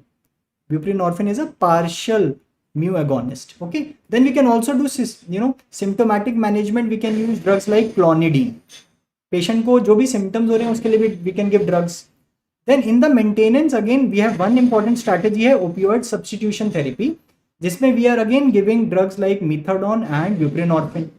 And one more strategy we have is we can give naltrexone. Okay, naltrexone क्या है बेटा? It is mu antagonist. Okay, so mu antagonist हम दे देते हैं तो वो जाके receptors को occupy कर लेगा. तो बाहर से अगर patient ने opioid लिया तो it will not give any effect. तो यहाँ पे question is very simple ना. Acamprosate we use for alcohol, disulfiram भी alcohol, we will not give haloperidol. यहाँ पे answer becomes buprenorphine. I have also given you the 2 phases in which we can manage the patient. Some next time they may just ask you these phases also. Let's come to now some questions on child psychiatry. Again, sometimes you'll see questions on the interventions. So let's talk about this question. First tell me the diagnosis and then answer the question. Very good. A 5-year-old boy brought for psychiatric assessment. His parents reports he doesn't interact much with his parents, siblings and peers. He also repeats specific words and movements, and he gets upset when his routine is changed. Can you tell me the diagnosis here first? बेटा हमने वो discuss किया था. We have discussed that question on perseveration. Na? In the beginning we have discussed. Right, so first tell me the diagnosis. So can I say here the child is having autism spectrum disorder, है ना, deficit social communication में है और repetitive pattern of behaviour है. Is it clear to everyone? Earlier एक third criteria भी होता था जिसको अब हमने रिमूव कर दिया, लैंग्वेज इम्पेयरमेंट वाला क्राइटेरिया. तो दो कोर क्राइटेरियाज हैं and I hope you remember some important condition जैसे कि ऑटिज्म है यहाँ पे इसमें इंक्लूडेड. अब this is a new term in ICD-11 and DSM-5, है ना. Rett syndrome, I hope everybody remembers ना. Rett syndrome is more common, usually all these are more common in males, but Rett syndrome is more common in females than males. So please see here, you have to tell me which of the following is not true. Okay, tell me which is not true. The answer becomes what? The early intervention model uses applied behavior analysis. Yes, ABA use करते हैं हम, कुछ behavior को increase करते हैं जैसे social skills, communication skills, और कुछ disruptive behaviors को कम करते हैं through reinforcement. Okay, so that is used, ABA is used. So this in fact is a PYQ. Deficit and social communication repetitive pattern, yes, and these are now neurodevelopmental disorders. Please remember they are considered as neurodevelopment. Answer is it is not ADHD. Very simple, it is autism spectrum disorder. So in the management, again remember psychosocial interventions but play important role. So we use behavioral interventions जैसे कि applied behavioral analysis. We target social communication behavioral skills. Parent training also plays important role. Social skill training. Also, if child is having some other symptom, we can also use behavior therapy, CBT, even educational interventions. Okay, so I hope this is clear to everyone. Right, drugs we will use only for symptomatic management. Okay, please remember. Answer this question now. A 20-year-old female admitted in the hospital after a suicidal attempt. She has been suffering from depression for 4 months. She is diagnosed with anorexia nervosa. देखो, so she is also having anorexia nervosa for the last 9 months. Which of the following is incorrect? बेटा आपको incorrect statement बताना है. So let's talk about anorexia nervosa. Very good. Okay, tell me. So now I am into the other disorders. बेटा we'll talk about some other disorders. चलो पहले let's talk about anorexia nervosa. It's a eating disorder which is more common in females than males. And the onset usually occurs, most common age of onset is 14 to 18 years. So you'll see such young females may have an onset. Very important point, देखो anorexia nervosa में you'll see कि patient is not eating food and ultimately there is less weight than normal. BMI is low. Very important, weight या BMI is low is very important in the diagnosis. Patient is having excessive fear of fatness, disturbance of body image है, patient को लग रहा है I am fat. So these are the 3 criteria, but remember weight या BMI low होना is very important in the diagnosis. DSM-5 ने जो 4th criteria था amenorrhea का उसको remove कर दिया. Amenorrhea can be seen but it is not now a necessary criteria. And please remember this, hospitalization may be required in some patients, to restore patients nutritional status. OPD basis पे we are not able to manage.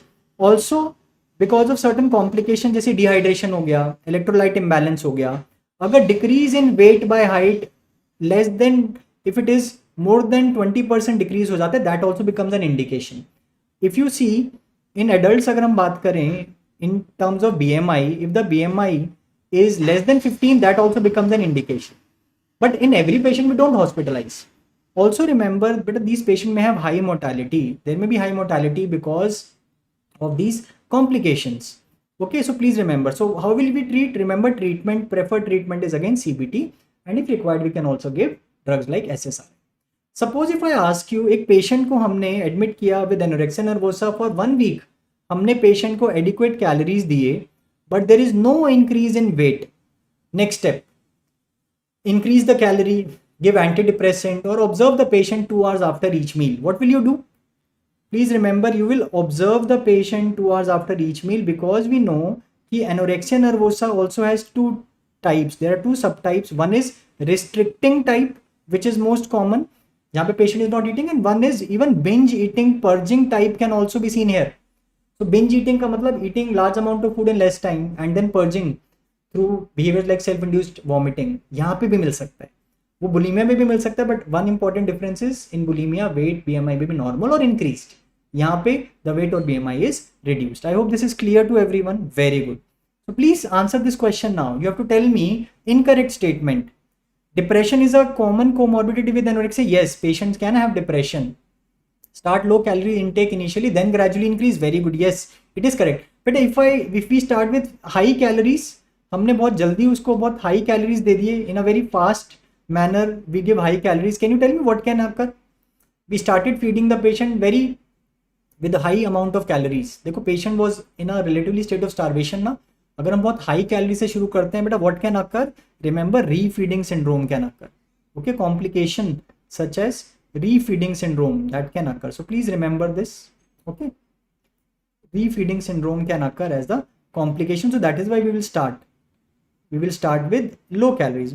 Majority of the death occur due to medical complication, yes. And also remember, even suicide is also a factor which can lead to death. But yes, majority of the death occur because of medical complication which can occur, yes. So please remember, hospitalization is not required in all the cases. Please remember this. Very good. I hope it is clear to everyone. Right. Now let's see this question. A 25-year-old female brought to the OPD with symptoms of eating large amount of food followed by excessive exercise and fasting. And the BMI is 21 kg per meter square. देखो, tell me, is it bulimia nervosa, yes or no? क्या ये bulimia nervosa है? First tell me yes or no. देखो, don't think कि देखो bulimia nervosa में क्या हो रहा है, there are episodes of binge eating followed by compensatory behaviour. But I don't think कि compensatory behaviour will always be purging like self induced vomiting या यूज ऑफ डायरेटिक्स और emetics. Sometimes patient can use other methods of compensation like excessive exercise or fasting. So again, even this can be made a diagnosis of bulimia nervosa, as we also know that the BMI is 21 kg per meter square. So it is increased, it is normal. So normal या increased BMI में will consider bulimia nervosa. Please remember this point. But ये point clear है. That is why I myself didn't give you this self-induced vomiting in this question, so that you are aware कि कभी-कभी other methods of compensation may also be seen in bulimia nervosa. So please remember this point. So tell me which of the following is incorrect. आपको बताना है. Start with antidepressant bupropion. हाँ, very good बेटा. हाँ, will you do this? You will not do this. We know bupropion is an NDRI. Okay, देखो bupropion, two drugs, remember bupropion and mirtazapine, we know that they have low sexual side effects. Okay, so antidepressant में if they ask you bupropion, mirtazapine, ये दो drugs हैं with low sexual side effect, but bupropion, one important side effect is seizure can occur, and we avoid giving bupropion in bulimia nervosa, even anorexia nervosa. Okay, diagnosis is bulimia, it is correct. CBT is the first line treatment, correct. Hospitalization usually not required, but yes, can be done अगर suicidality है या comorbid substance abuse है, so can be done, usually not done. So this also is correct. Option A is incorrect. I hope this is clear to everyone. Let's discuss some nursing interventions. But maintain input output charting in the patient, so especially when a patient has come to us with anorexia nervosa. Monitor the skin, oral mucous membrane. Why? Because we are trying to see कि dehydration तो नहीं है. Focus on weight gain, correcting nutritional deficiency is very important. Weight monitoring important. Severe cases में sometimes even nasogastric feeding may be done. Okay, and also suicide risk assessment also needs to be done. So these are some important nursing interventions, especially in patient with anorexia nervosa. And also remember that point we have discussed now, if no gain of weight, so rather than increasing the calorie, first rule out कि कोई purging behavior तो patient नहीं कर रहा. Very good. है ना. And binge eating disorder, okay, very good बेटा. What is binge eating disorder?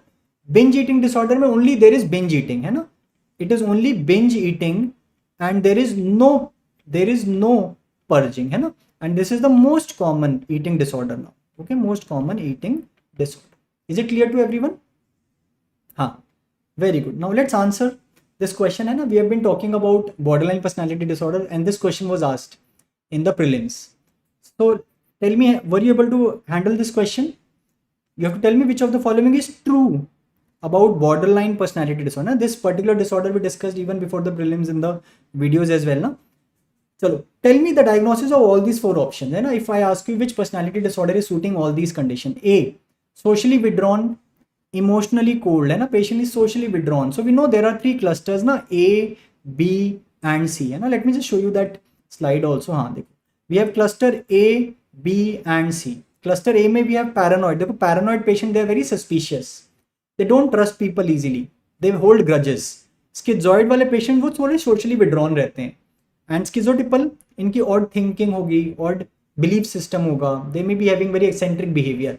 तो तीनों का characteristic remember that the patient is having odd eccentric Okay, patient is odd eccentric. So remember 1W हमने discuss किया था ना, weird.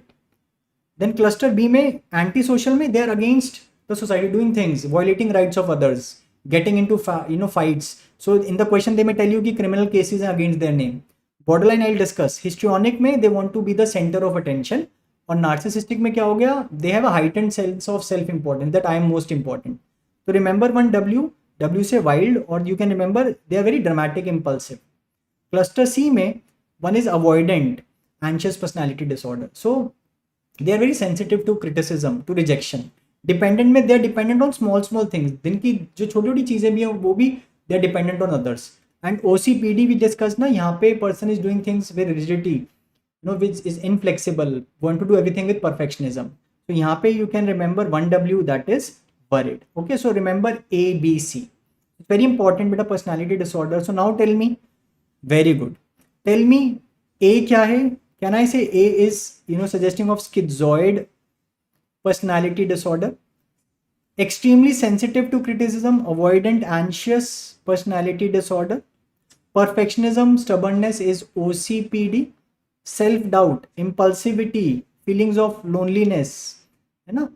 These are characteristic of borderline personality disorder. So this is borderline personality disorder, more common in females than males. Patient will have unstable relationship. One day they'll say you are an angel to me. Another day they will say you're not given a pen, you're the worst person I know. So relationships are unstable. Impulsivity may be seen. They may have recurrent suicidal behavior gestures. Mood is unstable. Patient may report of chronic feeling of emptiness. Sir, I feel nobody is there for me. And what is the psychotherapy of choice? Please remember DBT, dialectical behavior therapy. Is it clear? And one of the important defense mechanism, can you tell me the defense mechanism seen here? What is the defense mechanism? Remember splitting. Splitting का मतलब they things as either all black or all white, है ना? या तो सब चीजें everything is good in you or everything is bad in you. So this is borderline personality disorder. Is it clear to everyone?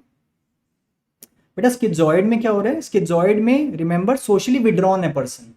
Emotionally cold है, आप praise करो उसको, क्रिटिसाइज करो उसको, फर्क ही नहीं पड़ रहा. जबकि स्किजोटिपल में यूल सी कि बड़ा ऑड बिलीफ है, पेशेंट सुपर नेचुरल चीज़ों के बारे में, टेलीपैथी, सिक्स सेंस ऐसी बातें कर रहे हैं, स्पीच बड़ी वेग लगेगी आपको, बड़ा इसेंट्रिक सा बिहेवियर लगेगा. So please remember. Okay, I hope this is clear. Now answer this question. Match, you have to match the columns. So borderline personality disorder, tell me it is matching with. There is unstable relationship, impulsivity, suicidal behavior. Dependent, match dependent personality disorder. Here the person is fearing separation, relies on others, need them for validation. छोटी छोटी चीज़ों के लिए is dependent on others. Histrionic personality disorder is what? Attention seeking behavior. And schizoid, it is cool, aloof. The person prefers isolation. है ना? So this is, so 1 is B, 2 is C. The answer is option number B. 3 is A and 4 is D. I hope this is clear now. Beta, we'll discuss, don't worry, we'll talk about that also ना. ये next question ही है. So we've been talking about this ना. Tell me, इसका answer क्या था? A nurse is giving treatment to a 60-year-old client and the client says that you are just like my daughter. What is the phenomena here displayed here? Can you tell me beta, what is this phenomena? And this is one point again we discuss. Tell me.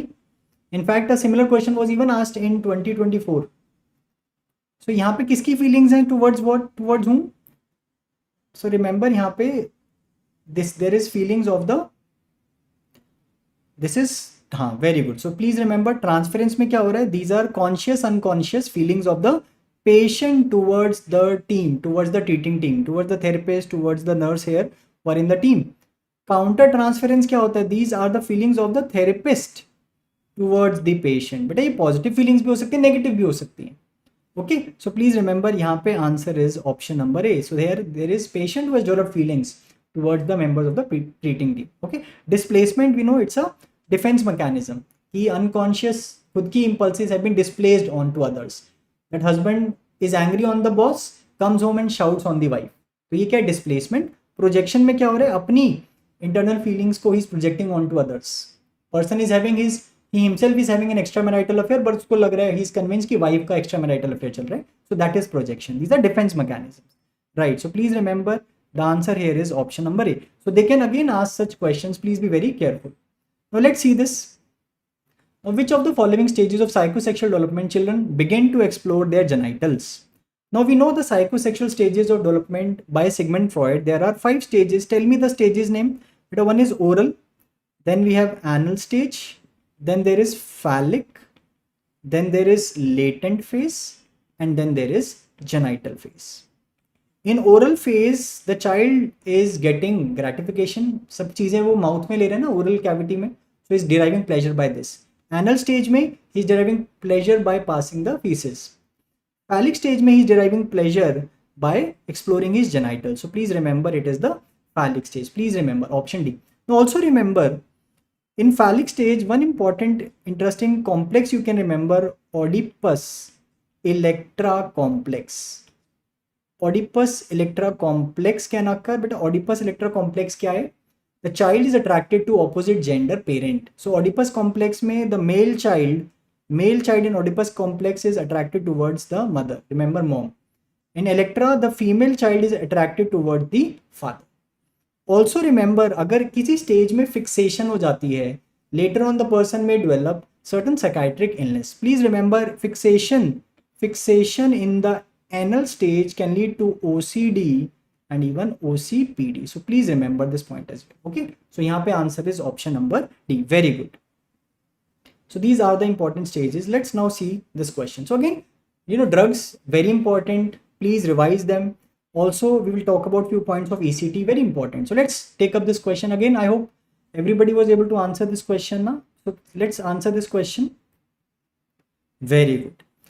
A patient on lithium therapy complains of nausea, diarrhea, muscle weakness. But what is the following priority step in the nursing action? Tell me. आप क्या suspect कर रहे हो and what is the next priority step? Very good. Very good. Some students said कि withhold एक option था and check levels अलग option था. I'll come to that as well. But all of us are very clear ना that we are suspecting lithium toxicity हो गया. So we know mild is when the levels are 1.5 to 2, जिसमें patient में है GI symptoms जैसे vomiting, abdominal pain, ataxia, nystagmus, muscle weakness हो सकता है. Moderate is 2 to 2.5 ना, और GI symptoms होंगे, even more CNS symptoms like signs you can see, hyperactive DTRs, deep tendon reflexes, convulsion, stupor, coma हो सकता है. Severe में क्या होगा? Generalized convulsions हो सकती हैं, oliguria, renal failure, even death can occur. So we are suspecting कि lithium toxicity हो सकता है. We have discussed ना कि dehydration, vomiting, diarrhea में again risk of lithium toxicity increase होता है. तो यहाँ पे हम suspect कर रहे हैं कि patient को he has developed lithium toxicity. So what is the important step in the management? Remember, stopping lithium is very important. You have to withhold lithium. Correct hydration.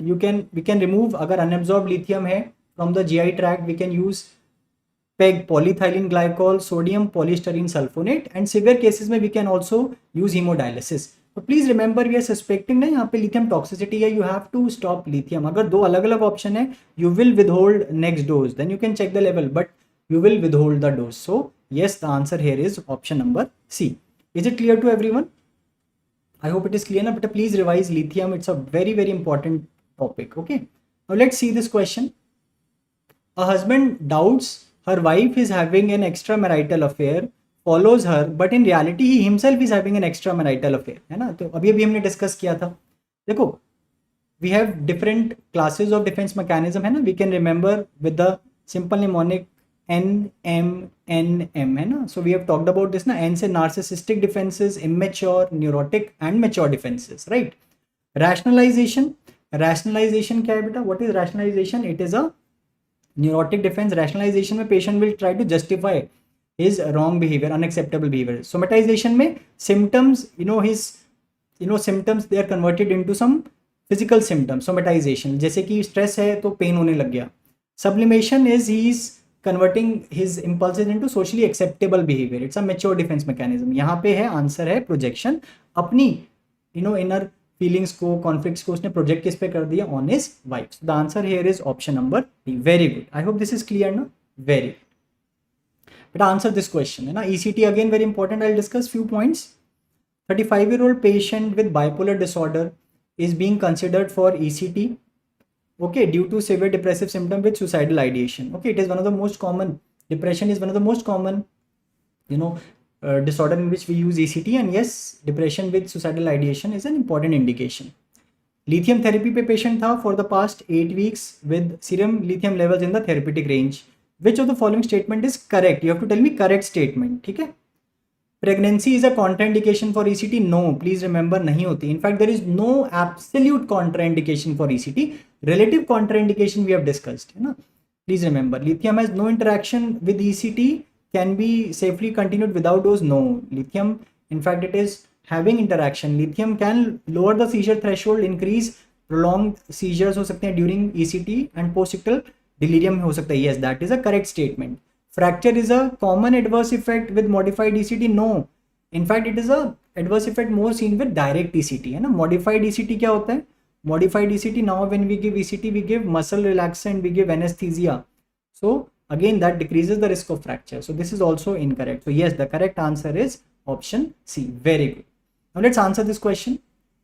So it's again a PYQ. You will see such question, newer question being asked. देखो topic repeat होंगे, question नए होंगे. So please be very careful. A nurse administers pure oxygen to a client during and after ECT. And what is the rationale of giving this? What is the rationale, beta? Because we are giving, you know, again we are giving muscle relaxants. The patient is having anesthesia. Yes. So to prevent anoxia due to medication induced paralysis of the respiratory muscles. Very good. I hope this is clear. In fact, in the pre-medication, I'll just briefly discuss. Now, except during the electrical stimulation, you know, we give oxygenation is administered until spontaneous respiration returns. आप देखोगे जब तक spontaneous respiration नहीं आती, we give oxygenation. And also pre-medication में we give drugs such as muscarinic anticholinergic drugs. Most commonly used is atropine. Why? To minimize the oral and respiratory secretion. So sometimes they may just ask the rationale of why we are giving this, why we are doing this. So please be very careful. Yes, very good. Let's answer this question. A patient is administered succinylcholine prior to receiving ECT. What is the primary reason for administering this medication? Tell me why we are giving succinylcholine, beta. Again, we know it is a for muscle relaxation we are doing. Again, you know, trying to decrease the risk of, you know, seizures, dislocations. So please remember we are giving muscle relaxant. Is it clear to everyone? Right? So modified ECT, that is indirect ECT हम क्यों कहते हैं? When we are giving anesthetic agent, most commonly it is methotrexate, which is used, and muscle relaxant is also given, and succinylcholine is the most commonly used muscle relaxant. Okay, so please remember. Okay, anesthetic agent, because we don't want the patient to experience that, you know, it may be a very traumatic event if the person is conscious, aware of that event. So we're giving anesthetic agent, and also we're giving muscle relaxant to decrease those complications such as fractures. I hope this is clear. Right, now answer this question. A patient has just received ECT treatment. So post ECT care again is very important. Which of the following should be the immediate address, you know, addressed by the nurse in the post ECT recovery care? See, observe for signs of suicidal thoughts. That is something which we'll do, but it may not be very immediate. No? Excessive sleepiness, yes, that you will also observe. Orient the patient, yes. But which is the most important thing which you will do? Answer this question. Yes, monitoring the vital sign. That becomes very important. Okay, so we may do all of these, but very important is to monitor the vital signs. Very good. But for a ECT session to be, you know, when we say effective ECT, हम बोलते हैं when the seizure duration is at least, you know, 25 seconds.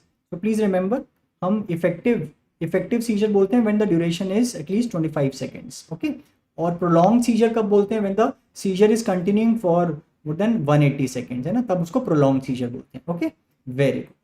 So post ECT care में very important is monitor the vital signs, continue oxygen till spontaneous respiration starts, assess for any post-ictal confusion, restlessness. So we also orient the patient. Safety procedures are again very important because patient may be confused. So again important to prevent injury, and also we will try to reorient the patient. Is it clear? Now answer this question. During a therapy, patient is asked to smoke while giving mild ECT to create unpleasant effect associated with smoking. So can you see, हम उसको कुछ unpleasant stimulus दे रहे हैं. जब भी वो smoke कर रहा है उसको unpleasant stimulus shock दे रहे हैं, mild shock दे रहे हैं. So this is which form of therapy? Tell me this is which form of therapy? Okay, tell me this is which form of therapy? It is, yes, it is aversion therapy. Okay, not a very common therapy, sometimes also used for condition like paraphilias, and in sexual disorders we know paraphilias.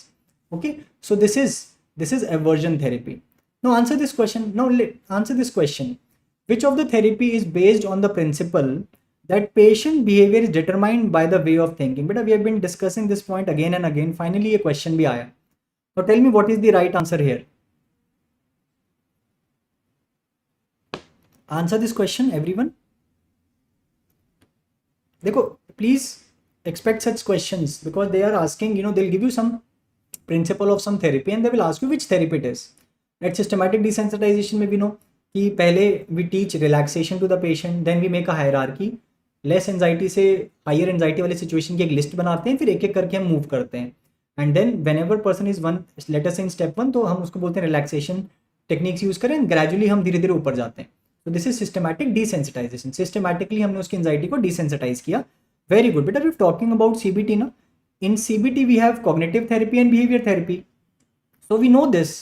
देखो we know this in the cognitive model. We have been discussing this in the classes ना, कि cognitive model क्या कहता है कि किसी भी situation में हमारा जो रिएक्शन है that is determined by the automatic thoughts. So it is not the situation जिसकी वजह से हमारा रिएक्शन आ रहा है, it is because of the thoughts जो हमारे माइंड में आ रहे हैं, कैसे हम उसको परसीव कर रहे हैं, that is determining our reaction, emotional, behavioural and physiological reaction. So this is the cognitive model. Please remember. So in the cognitive therapy, so what we do, we try to change those thinking and we try to change the behavior. So it is the cognitive therapy. Please remember this. So patient behavior is determined by the way of his thinking. Also remember beta, what is the cognitive triad of depression given by Aaron Beck? Patient has negative views about self, जिसे हम कहते हैं worthlessness, negative views about the environment, that is known as helplessness, and negative views about the future, that is known as hopelessness. No hope for the future. Okay, so please remember also the cognitive triad of depression. I hope this is clear. So यहाँ पे answer is cognitive therapy. Okay, I think everybody was saying that there was no option as CBT ना, only cognitive therapy एक अलग था and behavior therapy was separately as the option. Clear? Now answer this question. Very good. A psychiatric mental health nurse who is teaching a couple how to use positive reinforcement techniques to their children. बेटा positive देखो reinforcement का मतलब हमेशा होता है to increase the behavior. Both positive and negative reinforcement both will mean that we are trying to increase the behavior. To decrease the behavior we may use techniques like punishment. So please remember this point. Reinforcement का मतलब है behavior increase करना. और tell me, positive का मतलब है हम एक behavior को increase करते हैं, जब भी वो बच्चा behavior करता है उसके बाद हम उसको reward देते हैं, तो उससे वो behavior increase हो सकता है. Negative reinforcement का मतलब है the child may do something to avoid some negative consequences, like to avoid the scolding the child may study. तो पॉजिटिव reinforcement यहाँ पे yes, rewarding the positive behavior to promote their occurrence. So we are trying to increase the behavior. Please remember positive negative reinforcement दोनों में frequency of behavior will increase. Very good. Also better please remember again an integrated topic of psychiatry and community medicine also. So let's talk about this briefly, and also one important update also I'll discuss. Telemanas, it's a national tele mental health program. So the name is telling Telemanas. Everything is getting digitalized. So Telemanas stands for tele.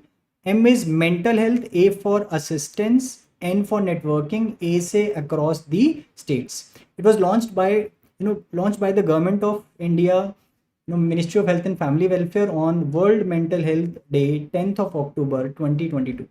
So basically it's a comprehensive mental health care service. So they have a toll-free number, so the person can get in touch with a counselor. Also there is also a mobile app also. So it's in fact a two-tier system. Somebody anybody can call. So there is a state Telemanas cells are there. So this is the first tier, and if required the person can also be referred to in-person services. And also there is the app, e-Sanjeevani app, from which the person can get the treatment. So this is, again remember, it is the national tele mental health program. Okay, so please remember. Also remember this one point. Again, it may not come directly as a psychiatric question, but may come as a question. So because there is an important abhiyan, remember the Swasth Nari Shashakt Parivar Abhiyan from 17 September to 2nd of October 2025. Okay, so a question may be asked, very recent, so please be very careful. Question may be asked. And also remember in this, one of the important provision here, again Telemanas facility is also included here as well. Okay, so please revise this as well. You know, a new question may come just on this as well. Okay, so please be very careful. I hope this is clear to everyone. Right, now let's just briefly discuss the scales in the end. I think yes, you know, just 2 more slides and we'll end. Scales may please remember the PAN-SS positive and negative syndrome scale. So positive and negative symptoms किस में होते हैं? We know in schizophrenia. Then BPRS is brief psychiatric rating scale. HAMD, Hamilton rating scale for depression. MADRS, that is Montgomery Asberg depression rating scale. These are again for depression, and remember these are clinical. These are clinical, clinician rated. So these are used by the clinician. These are clinician rated scales. And this question was asked now, clinician rated. Remember BDI, Beck Depression Inventory, it is a patient rated scale. Okay, so this can be used in community. YMRS is Young Mania rating scale. Okay, so again that is used for mania. Okay, Young Mania rating scale. Okay, so these were some important points. Please revise your notes. Try to also, you know, have practice of MCQs. Read all the options very carefully. Again, I'll repeat this, you know, tips for solving MCQs, but always look for keywords. Very important. Duration बहुत keyword है. Try to see some keywords. Always read the last line. कभी कभी last line is the main line जिससे आपको answer करना है. Read the question carefully. कभी कभी पहला ऑप्शन होता है माइंड में और वो पहला ऑप्शन वो ऑप्शन में दिख जाता है तो हम उसको मार्क कर देते हैं. बट अगर विड्रॉल में लोराज़ेपम ऑप्शन है या लोराज़ेपम प्लस थाइमीन है तो वो बेटर आंसर है lorazepam plus thiamine. So read the question carefully, read all the options carefully. कभी कभी हम ये except is not ये miss कर देते हैं words. So please read them carefully. That is why today I gave a lot of questions जिसमें था incorrect या correct statement, so that you get into this habit. Okay, and again stay calm. You know, take these few days. You know, again study well. Don't take too much anxiety. Stay calm. Try to give your best. Try to revise important topics. Take one day at a time, one session at a time. Keep a smile and keep moving forward, and everything will be well. So thank you very much. All the very best, and thank you very much. May God bless you all.